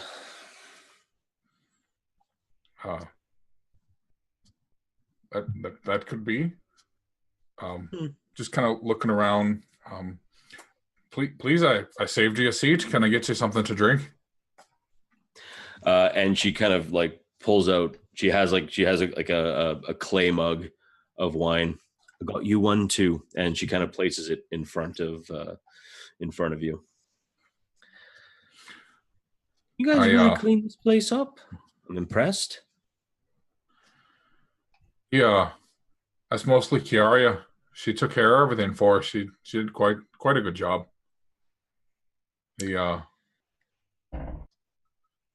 Now, I guess this is going to be a question for you, Kiara. Would you have put up her shadow box with the gold dragon in it? Oh, absolutely. The second I found out it was something for good luck, that probably been like put in the middle of the bar, like place of honor, easily seen. Definitely there. Okay. So as she kind of looks over the bar, she smiles. I'm glad at least you're putting my gift to good use. I mean, I'm not competitive, but I'm the first customer that you've had. And, I win something. And, well, it's nice. It's a nice feeling to be number one for a change. Well, yeah, sure. Oh, my. Bevyn the poet, I should call you. You do have a way with words. Well, I think you ask any of these friends here, they'll tell you I'm not one for talking. Well, that's all right. Sometimes talking is not really necessary. And she kind of slides her chair close to you and kind of puts her arm around you and smiles and just, kind of making small talk as it is. Anna, I have no idea what exactly happened to your chair. What happened to you? I mean, maybe it was kind of one of those, like, you just got kicked in the side and like booted off the chair or something. I don't know. She shanked me in the side and I just on the floor. Yeah, you now only have one functioning kidney. Sorry. Hey, as time goes on, I'm going to need a performance check, as at this point in the night would be the first show from. Okay. So this isn't too elaborate, but I got a little something I want to do. Oh goodness! Whenever you start with this isn't too elaborate, but I'm expecting to have to make some rolls. So this is kind of the general idea of the performance, is that I will maneuver myself in and around through the open space within the tavern, performing these dances of swords. Essentially what I'm doing is I'm telling the narrative tale of a merry band of adventurers, and the others might recognize that I'm blatantly stealing some of our recent adventures from the last few weeks. When I talk of their first foray into the dark sewers, I use a bit of prestidigitation and bring up the not so much the foul odor, but I bring up a scent of mustiness and dampness, and more prestidigitation to make that sort of dripping sound as I'm weaving in and around with the swords, and I'm punctuating as I'm spending a lot of time with the sword dancing itself, enacting the sword fights, very much making myself the hero of this story. And then I get to the big battle at night across the rooftops, and I describe how, as I'm fighting off two of the dark, shadowy foes, one on this side and one on this side, a third one comes out of nowhere, and he holds a strange device that he points at me, and with a bit of prestidigitation, I make a sound of thunder in the air, and I clutch. I drop my swords, and I clutch at my side where the hole is in my armor, and with my other hand, I reach and I start to pull out some red silks that I had tucked in there. So it's draping down. And that was the end of our hero. And as I collapse to my knees near an area where hopefully somebody remembered to set up my torches, and as I drop to my knees with a wave of my hand and a muttering of a Piros, the flame from this torch snuffs out, and immediately there's a brief shower of sparks. Anybody within 10 feet of that, this shower of sparks is actually a firework, small fireworks explosion. Anybody within 10 feet would have to make a con save or be temporarily blinded from the flash of light. And then in that moment, I cast invisibility on myself, and I run to the bar, and I leap up on top of the bar, and I wait for the dust to settle and for people to kind of rub their eyes. And as I have said, that was the end of our hero. And then suddenly I make myself visible with the other torch going, and I make myself visible on the bar top. Or does he live to fight another day? So I don't know how many rolls you want for all of this, or how you want to do this, but that's Six's performance. That was an awesome performance. Okay, so I did roll a con save. I only rolled one because I'm not going to roll, 15, Right. 15 con checks. But everyone passed, even though they were temporarily like blinded. I will need you to make me two performance checks, one for the first half and then one for the second half. Okay, so first performance check. Let me just double check. We have a +5. It's a 16. Respectable. Okay, that would be enough. And the second one, I'm going to use a domain die, because that's not looking great. That's the best part of the show. That's true. So I'm going to use what you're looking at's domain die there. And Thanks, what you're looking at.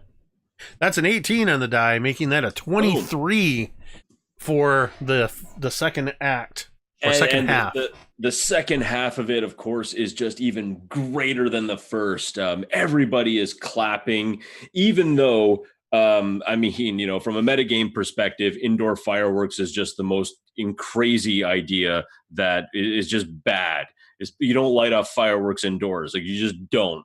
But for some reason, Six made it work. No one caught on fire, and everyone in the tavern was just cheering, like peals of cheering and yelling and clapping, just like ringing out through Troll Skull Alley. As everything kind of begins to settle down and people are talking, and you see more people rushing up and getting more drinks and more food. Even Helmond kind of brings out in this like kind of huge platter, this kind of like a large venison, roasted venison. You can just smell it, and it's like a roasted venison with a chestnut, like an apple butter chestnut demi glaze. It's just beautiful, amazing looking dish, and everyone rushes up and just begins to like carve off bits and is eating. You see an individual come in, dressed very, very formally, but in the colors of a noble house. And kind of gradually the like talking begins to die down a bit. And this individual's obviously, she seems to be kind of waiting for everyone to kind of quieten down. And then she loudly proclaims across the tavern, presenting Noble House Than. And she takes a step to kind of the left, and you see the two Lord and Lady Than come in, dressed like very, very nicely. She's wearing this beautiful dress of silks and vair.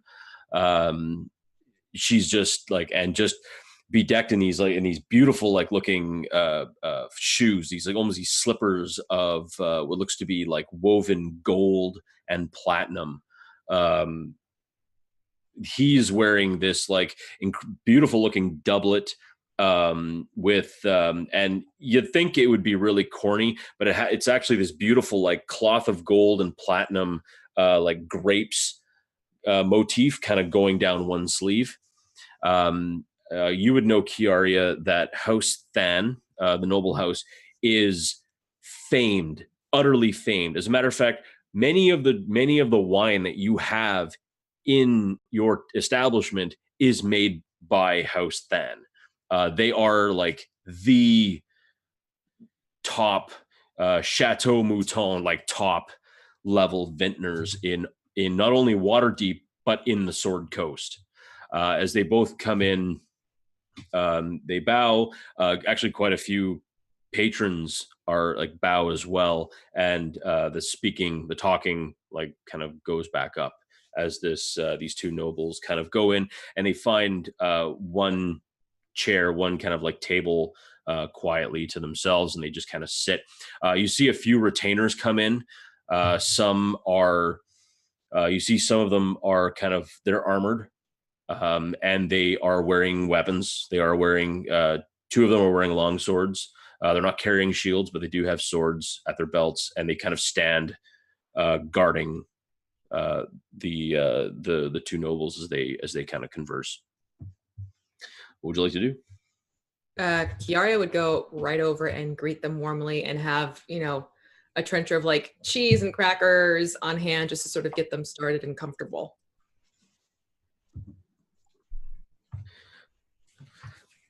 All right.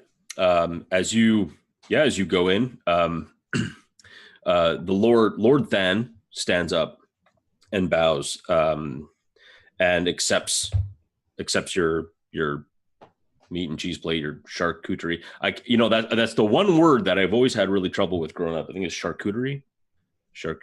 Yeah. Anyway, we call it antipasto in my house, so hey. Antipasto it is. Meats and cheese. Meats and cheese. And forgive me, are you the proprietor of this establishment? I'm one of them, my lord, and I'll do like a very deep curtsy. I thank you for opening this place. It's been quite a while since the North Ward has had a respectable tavern here. And Lady Than smiles. Yes, I'm not going to lie. We were asked to come here by another noble, and we would like to see that if maybe this place would be suitable for an event held by us. Oh, very intriguing and quite honorary, I must say. Well, tell you what, let me just quickly make sure a few things are in order, and if you have some time, I would love to meet with you and discuss this further. Of course, it would be our pleasure. And they kind of go back and go back to doing what they do. Just to keep the time short, other noble houses begin to come in as well with retainers. As a matter of fact, it gets to a point where like a couple of regular patrons kind of begin to like get shoved out as the place is starting to get quite packed. Amcathra, which is another noble house, they also come in and sit.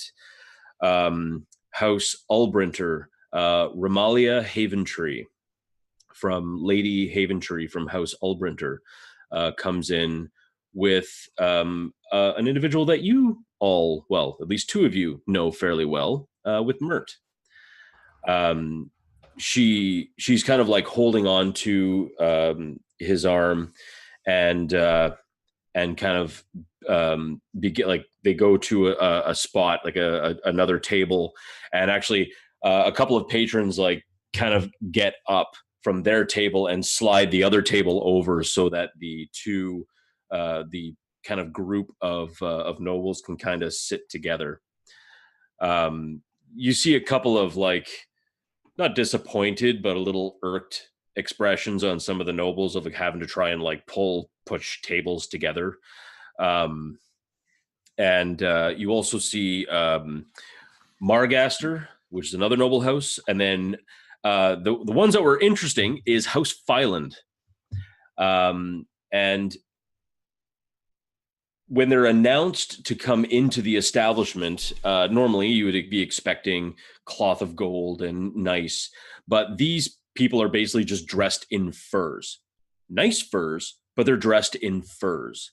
And even the nobility are carrying like knives, swords. Most of them are even, some of them, a couple of them are dressed in armor. A large group of them, you can definitely tell, oh my gosh, that kitten is so cute. Sorry.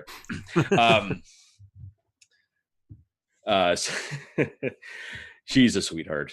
But anyway, they come in just like in a swagger. They're loud, they're boisterous. While the others are sipping their wine, they're like guzzling ale. They're laughing and swearing, and you would expect these people to be at home in the dock ward, but they're nobility. And I mean, and they are just like, they seem to be the ones who have like just seem to be the most down to earth of all the nobles, which is House Fyland. As they kind of get together and they're just kind of talking amongst themselves, Bevyn,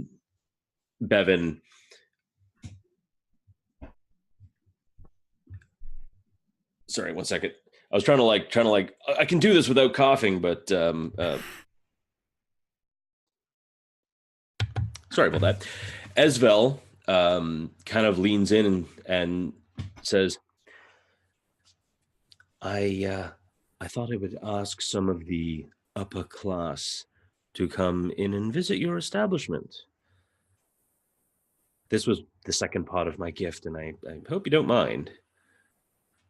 I just look at her a little bit shocked, taken aback, but you did this.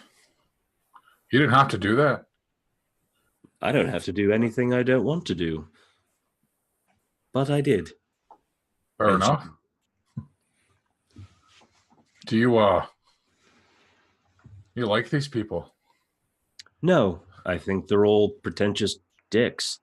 But I also know that they're very influential, and I like you. So I thought maybe if these influential people wanted to come here and see what kind of a place this is, maybe they might want to spend lots of money, and maybe you'd become, you do well for yourself. Yeah, whether they're pretentious dicks or not, their gold will spend just fine. Well, thank That's you. the spirit. See, I like the way you think. You're smart.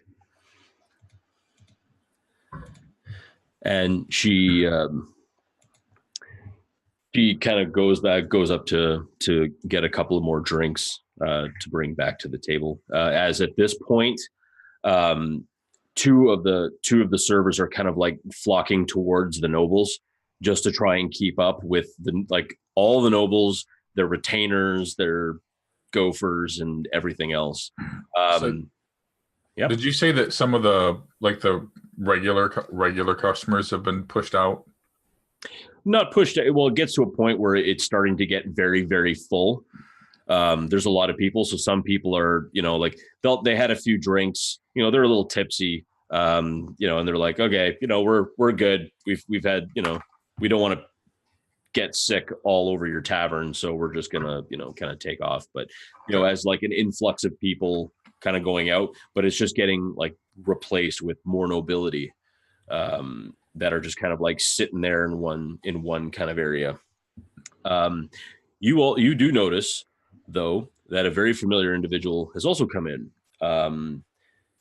However, it is that same large human in black plate, and he's with a couple of other individuals that kind of seem more his style. He comes in and he sits down right at your table.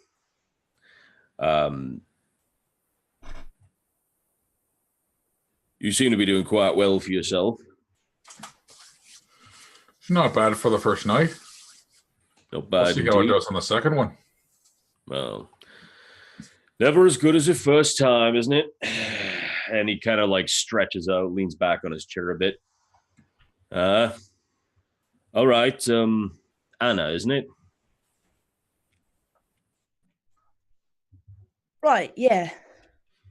Do you lose a bet, or you doing something for a friend? Bit of both. Something like that, yeah. Well, anyone who'd put a dress on that ugly has got to be one hell of a good friend. And he kind of leans up and kind of holds up a hand, but instead of like waving down a server, one of the individuals that have like come with him zips off to the table and or zips off to the bar, grabs like three drinks and sets down one for each of you. Look, I'm not going to lie. You did good work dealing with that drow. So I'll tell you what.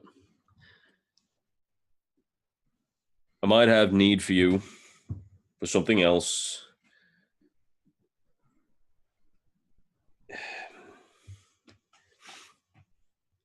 There's a shop, right, in the trades ward. It's called Weird Bottles Concoctions. It's run by a friend of mine. Recently, and he kind of looks back to where the nobles are. Recently, an individual of some status and recognition has wanted to purchase some potions, some special ones that aren't exactly strictly legal, if you know what I mean. So, look, alls I need you to do, go down to this place, pick him up, walk to the God Catcher, and you would know what that would mean. Like, the God Catcher is one of the large statues.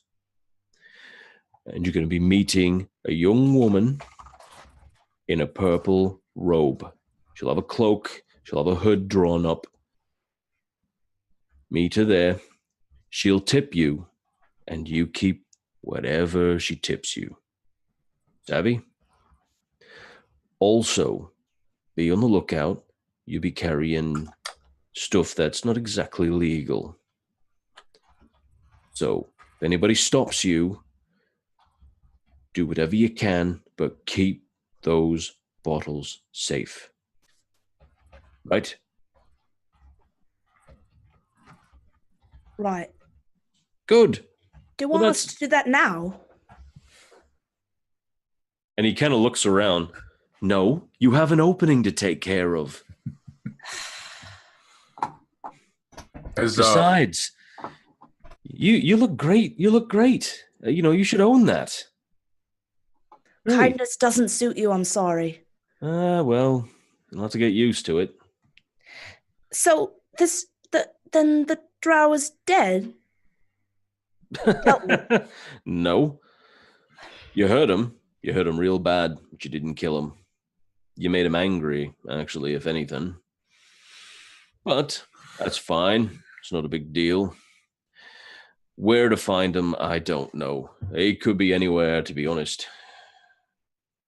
Probably would still be by the docks. I don't know. It's weird when the drow come in. They usually come in around this time, just before Zardar Zord comes in. That's going to be an event in itself. I imagine the parade's going to be quite the thing.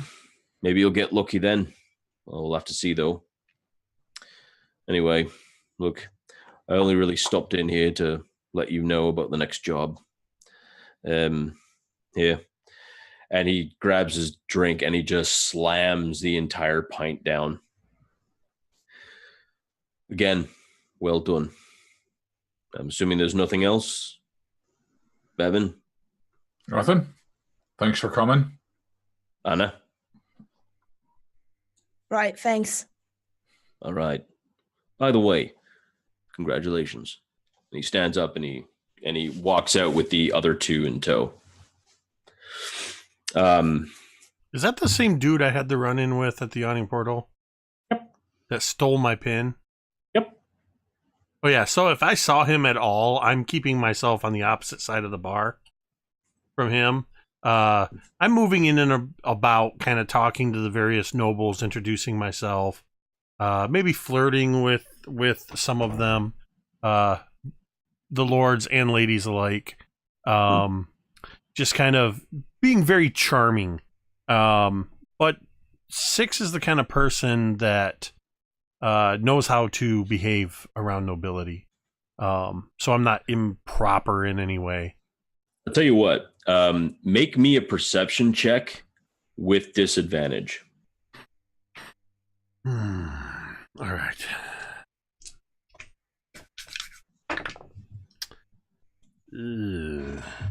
With disadvantage, that is a 10. All right. As you are speaking with one of the lords and ladies, you stand up and you literally almost collide with this fellow. And as you're both looking at each other in the eye, oh, I'm terribly sorry. Didn't mean to bump into you there, friend. And he kind of grabs your shoulders and kind of pats you down. Hope you're all right. And he kind of just slaps you on the shoulder and walks away.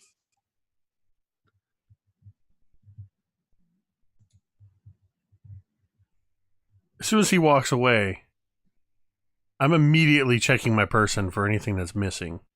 I do know that I had a custom button made to conceal my Harper pin. But yeah, I'm checking myself out for anything. Everything's there. He was just messing with you because he can. Yeah. Okay. Yeah. It's very. There's definitely that Six is kind of a little bit relieved. Like, oh, okay. All right. I wasn't so intimidated and hadn't already lost my pin once. I would have tried to swipe something from him, but I'm not a rogue. As the night wears on, Mert kind of finds a way to corner both you, Kiara, and you six in kind of one spot. And he mentions, well, first he talks about how, again, well done in actually helping stop the murderer, even though it wasn't really part of that mission. He recognizes the fact that you're still trying to keep Waterdeep safe, and he's actually really happy that you've done that. I was wondering if I could perhaps beg both of your indulgences to come to another call of the Harpers.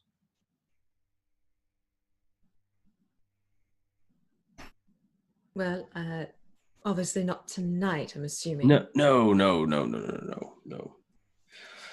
But you know we are at your disposal. Of course. There is a woman in the trades ward. Her name is Uza. She sells books out of a little narrow 3-story building. It's on Sorn Street. And metagaming Sorn, Sorn Street. She claims to have trapped a monster in a shop, and she apparently fears for the welfare of both her books and apparently her adorable cat. We were wondering if you both could go in and just have a quick look. Uza she's nice. Her heart is in the right place, but she has a tendency of telling tales. So if you could just go in and have a look. I mean, perhaps it's just a wizard's experiment on a rat gone awry, or perhaps it's something more, but if you could go and speak to her at another time. I believe she's in Felzun's Folly. It's a tavern in the trade wards. Go have a look there and talk to her, perhaps sometime tomorrow or whenever you can. This sounds exciting. I'm looking at Kiara. This sounds very exciting. I think I know what we are going to be doing tomorrow. This sounds like it. The animal, should it actually be there, wanted, dead or alive? If it turns out to be some sort of a dangerous aberration, then yes, obviously put it out of its misery. However, silly as it sounds, if it appears to be something exotic, something you've never seen before, if you could just maybe keep the body of the creature and just bring it. I mean, I'm sure more than a few of us would be rather interested in dissecting and see what these things are all about. So kill is good, obliterate not as much. Well, I mean, if you can avoid it. So what you are saying is no disintegrations. No, because that's an entirely different universe. Disintegration is a spell. Fair, yes, actually. Yes, I All was. right, you got me there. You got me there. But I know exactly. But it what was you're a saying. it was a very clear. Come on. I was putting Star Wars chocolate in our D&D peanut butter. Chocolate and peanut butter. Now I'm hungry. And so as the night begins, like really the night goes on really smoothly. Everyone is working really well. That pep talk you gave the service crew has been doing wonders for them. They've been zipping around. Everything's being cleaned up as quickly as possible. People coming in and out until finally, as many of the regular folk have left, the nobility are kind of left over. The retainers are kind of sitting in the corner spot where Avi, Embrick, and all the other members of the small business association of Troll Skull Alley were kind of situated. All the retainers are sitting there while the nobility are kind of sitting in one spot. And then finally, they kind of all nod their head as they kind of come to like some sort of an agreement. Lord Than stands up and says, excuse me, and he kind of motions for all four of you to come over, or at least those that want to, of the proprietors of this establishment want to come over. They're kind of beckoning you over. I would definitely go right over. Absolutely, my lord. Grudgingly, I will stand up and head over as well. Esvel does follow you. And Anna? Yeah, Anna would, but she would kind of try and stick behind Bevyn, maybe not seen as much. It's not that bad of a dress. Come on now. So as you all kind of get together, and Esvel kind of comes around and kind of sits with the other nobility, or at least stands with the other nobility, Lord Thans says, "We have been discussing this, and we feel that this establishment, given some time and a few upgrades, well, it would be lovely to have all of you part of our yearly competition. We put on an event, mostly it's for nobility or other rich patrons, and between House Than, Amkartha, and he kind of says it with a little bit of disdain, House Rosnar, and a few others, we will present a wine. We are having it tested by a sommelier from out east. He is on his way here, actually, as we speak. Perhaps, and we have a very large prize purse, and if you have a place that we could store safely said purse, it would be very nice to have it here with some decor improvements. I understand completely that it is the first time that you've opened this establishment, and that's perfectly fine. Perhaps it would be lovely if you could be part of that. Well, it's quite an honor to be selected for such a thing, and we'll definitely take into account everything you've mentioned and ready ourselves for such an opportunity. And Esvel kind of pipes up, it would be a very good idea if you were to agree to this. Hopefully, if you say yes, it would be wonderful and a very good business opportunity. And she's saying that in like no uncertain terms, like there's no mask there. It's like, it would be a really good idea if you said yes. And Lord Than kind of smiles. Well, I hope that if you do say yes, we could look to getting it ready. The sommelier, he would require a room. Now, I know this is the Nobody's Inn, and we all thought it was rather humorous at the pun. Are there rooms that this individual could stay in? They cannot stay with any of us because, well, obviously we would be considered judge tampering, and we don't want that. Of course not. I'm sure we can make accommodations for him for his time being. We absolutely can make accommodations. I have a room that is most appropriate for this gentleman. Well, wonderful.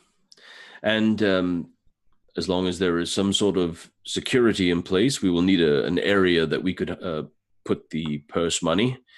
It's a sizable amount of what was it this year? And Lady Than looks up. It's 5,000 this year. Oh yeah, no, that's not right, is it? Yes, it's 5,000. And he says, yes, well, 5,000 gold pieces. Is there a place that we can put it in safely?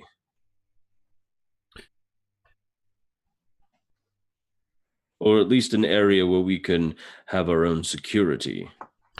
Got it. If there's a means of having security to stand and guard it for the time being, I'm sure we can make sure we have everything set and ready and secured as possible. Good. I assure you, of course, we will pay for the time that the private function would be held. You can let us know what price would be appropriate, and, well, we can dicker back and forth until we find ourselves into an agreement. Of course. And should we interact directly with you, or need we send messages to everyone and convene to conference with each other? Wonderful. And at that, kind of all the nobles stand up and they all turn to you, and almost in a kind of in a way that usually nobles don't behave, all of them kind of bow to all of you, and kind of slowly begin to file out. Retainers kind of like standing, not kicking over chairs, but standing up quickly and kind of going off. You can even hear like the clopping of hooves on the alley, is like all of their carriages are kind of getting lined up, and they're beginning to kind of file away. Only Esvel kind of remains. One more thing. There was another house that, well, nobody really ever talks to them because they're not very, very nice people at all. But House Castellanta is also generally involved in this business. If at all you ever see them or are able to get a message to them, that would be great. We try, but we never know if the messages even get through. So anyway. Rest assured, I have means of communication. Oh, wonderful. Great. Well, I wish you all a good night. And she looks at you, Bevyn. Unless...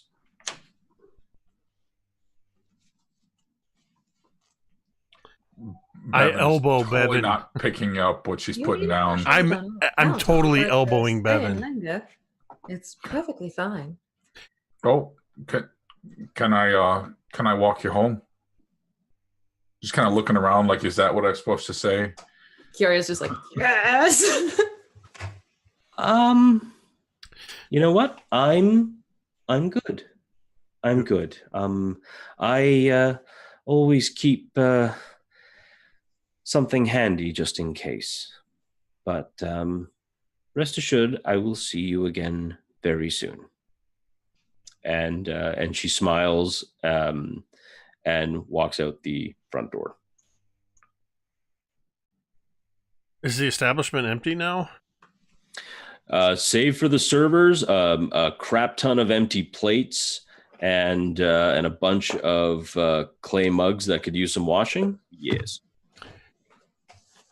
Whew. I would first very much like to say to all of you, in turning to the servers and the cook and the bartender, a very wonderful job tonight, and we could not have had such a fine, grand opening without all of your dedication to your hard work tonight. We are very, very lucky to have you be a part of the Nobody's Inn. And they all smile and bow. What I need all of you to do, yeah, that works. I need each one of you to roll me a D8. D8. 4. 1. Okay. An 8. All Mhm. right. And sorry, what did you get, Anna? 3. 3. Oh, stupid math. The maths. The math. Always Yeah. with the maths. Always with the math. What's really, really sad is I know 100% that I know the answer. You ever had that where you're like, I know the answer to this, but for some reason I still need to use a calculator. Mm-hmm. Yeah, that's what I thought. I knew it. So dumb. So, from your opening day, you guys came out really, really well. You have made 80 gold in a night, which that's quite spectacular. And your servers, or all your service staff, are busy now kind of getting the place cleaned up and closing it up for the night. So I don't know if you guys are going to be going anywhere in particular or just going to bed. It's probably getting on around 2 in the morning, 1 in the morning.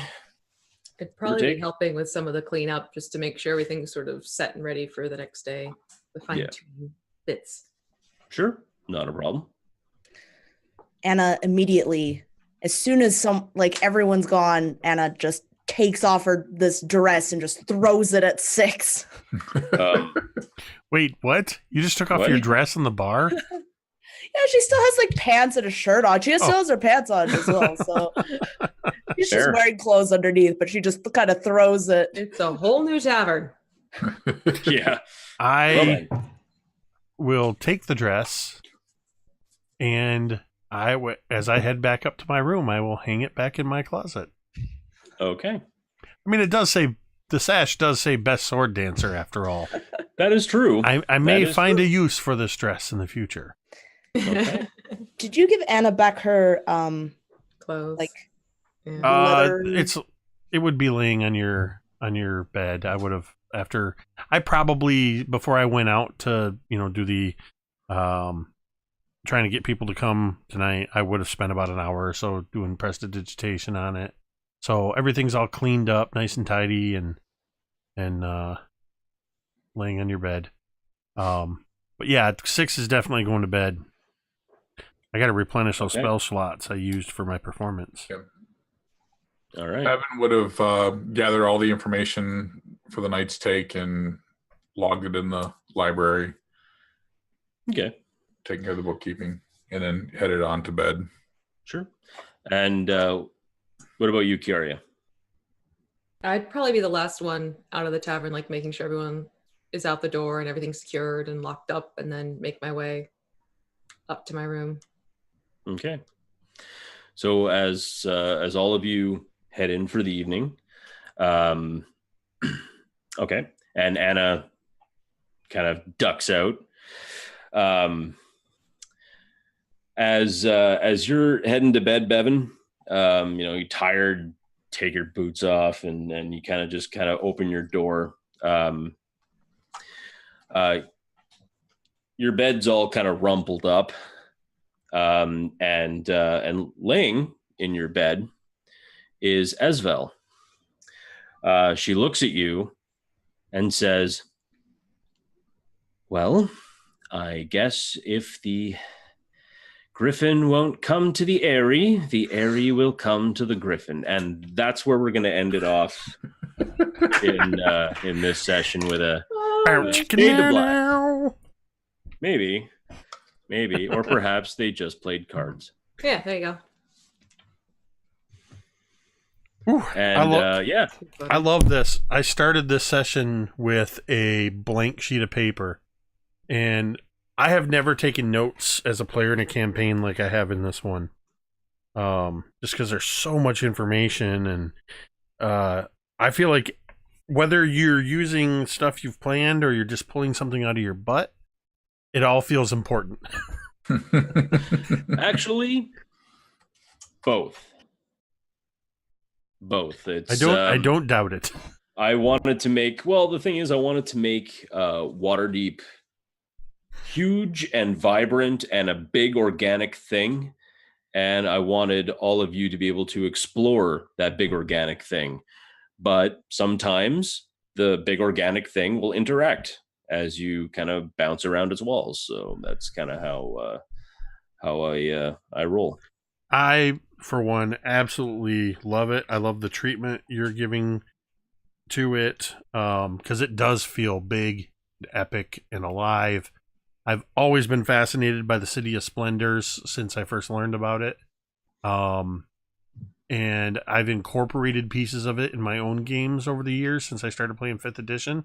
So it's cool to be able to play in an official setting here, and you're just doing just so amazing with it. Actually, I know we're going to be saying goodnight and all that jazz, and I'm going to quickly say goodnight because I'm going to be right back, but I might not be back in time for the thing and the thing. But if I don't, thanks a lot, everyone, for joining us today. It has been such a privilege to jump back into all that glitters. I love this campaign. All these players are awesome, and anyway, that's it. That's all I got. All right, so we'll go ahead and go around since we haven't done it yet. We'll go around and we'll start with V. Tell us, where we can find you, what you got going on, and Okay. So hello, and I guess goodbye at the same time. I'm V. I have the YouTube channel, The Crafting Muse. That's where I show you how to make tabletop terrain, paint miniatures, make game accessories, and everything like that. You can also find me very active on Twitter as well as on Facebook, where I have my own page for my channel, as well as a group, as well as the Tabletop Crafters Guild. So if you like to craft and do things like that, please come over and find us there. And you can also find me over on Instagram. I'm trying to think of what else I have floating around out there. But yeah, no, I'm pretty much bopping all over the place. And I love playing with you guys as always. And thank you so much, everyone, for watching tonight. awesome. Let's go down to Dwight. Yeah, that's me. So you can find me on Twitter here to Big Bearded Nerd. That's really all you can find me at right now. This is really my only foray into the creatives at this point, but working on some other stuff. But for now, this is it. A lot of other things going on. So, but yeah, find me there, tweeting about nerd stuff because that's what I do. And look for me here on Monday nights. And really, like I've said this a 1,000 times, I think I'm really, really enjoying getting into these characters much more so than I'm used to playing in my normal games. Really kind of getting into what drives the characters. Kind of growing with them. There's what I thought Bevyn was going to be 3 months ago, very different from what he's turned out to be, and that's just from playing him and figuring out who he is. So, and it's fun interacting with these other characters as we all figure out who they all are. So, I'm looking forward to hooking up with Mike next week. So, that'll be fun. So, yeah, we'll see y'all then. All right, and then Megan. Hey everyone, I'm Megan. I am one half of the YouTube channel Dice on Ice, where in addition to live plays, which are going on tomorrow and Wednesday, as Jake has already said, we have also not live play stuff, which is awesome. We have a couple videos on different advices that we are trying to put out in the world because we are just that important, or at least we think we are. Yeah, so this is awesome. This has been the best game to jump into for the first year, so I'm really, really excited. Went off on a great note. All right, you're back, Mike, if you want to plug anything. He's looking around for something to plug in and make a stupid plug joke. I know it. No. I know you too well, sir. Yeah, fair enough. You know what? I'm on Twitter. Come follow me if you'd like to. I also have a YouTube channel which I've neglected horribly, terribly, awfully. One of these days I am going to get back into it and go back into the monstrous tactics videos. Can't even remember what I ended up getting to. Yeah, I don't remember what your last one was. It was just before Displacer Beast. So if you wanted to follow along and you had the monster manual nearby, just turn to the page just before Displacer Beast, and that's where I was at. But it been a lot of fun. I love running this game. These players are just incredible. I am really, really lucky to be able to play for these great people, and it's awesome to play for all of you who are watching. It's a real pleasure, and can't wait for the next session where Dwight and I roll initiative, and it gets kind of steamy. And yeah, there you go. He's won me over with his sexy Irish accent. I'm not gonna lie there. So.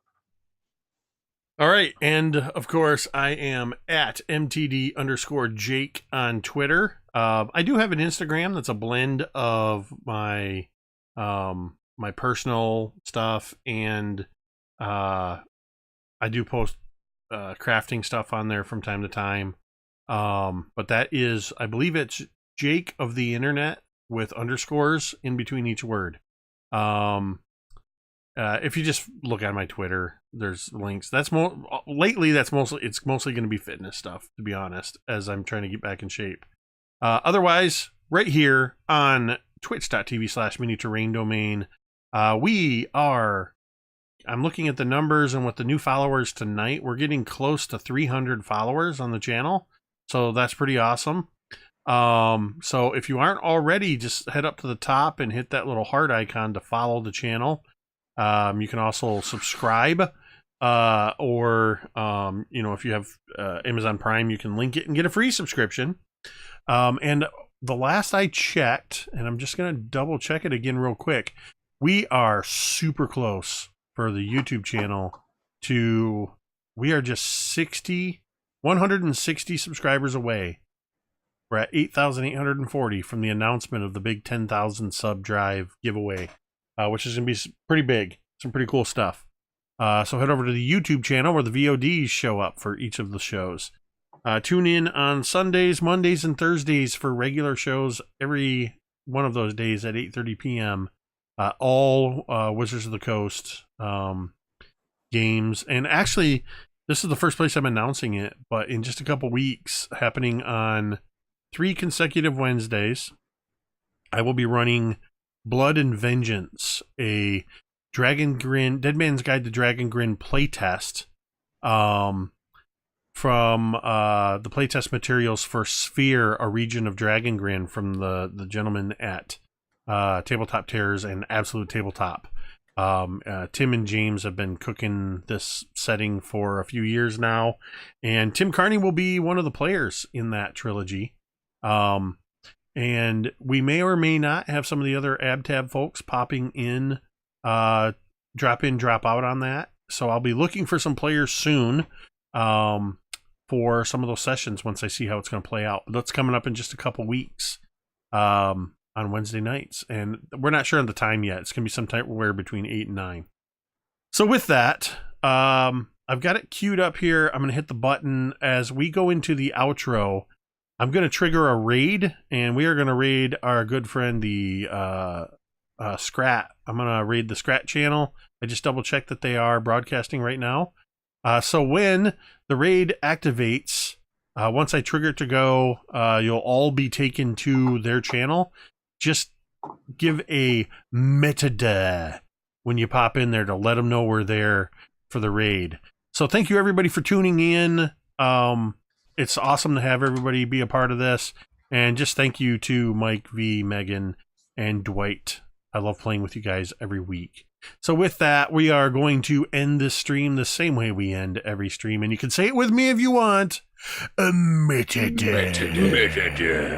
Bye. And I'm going to trigger the raid.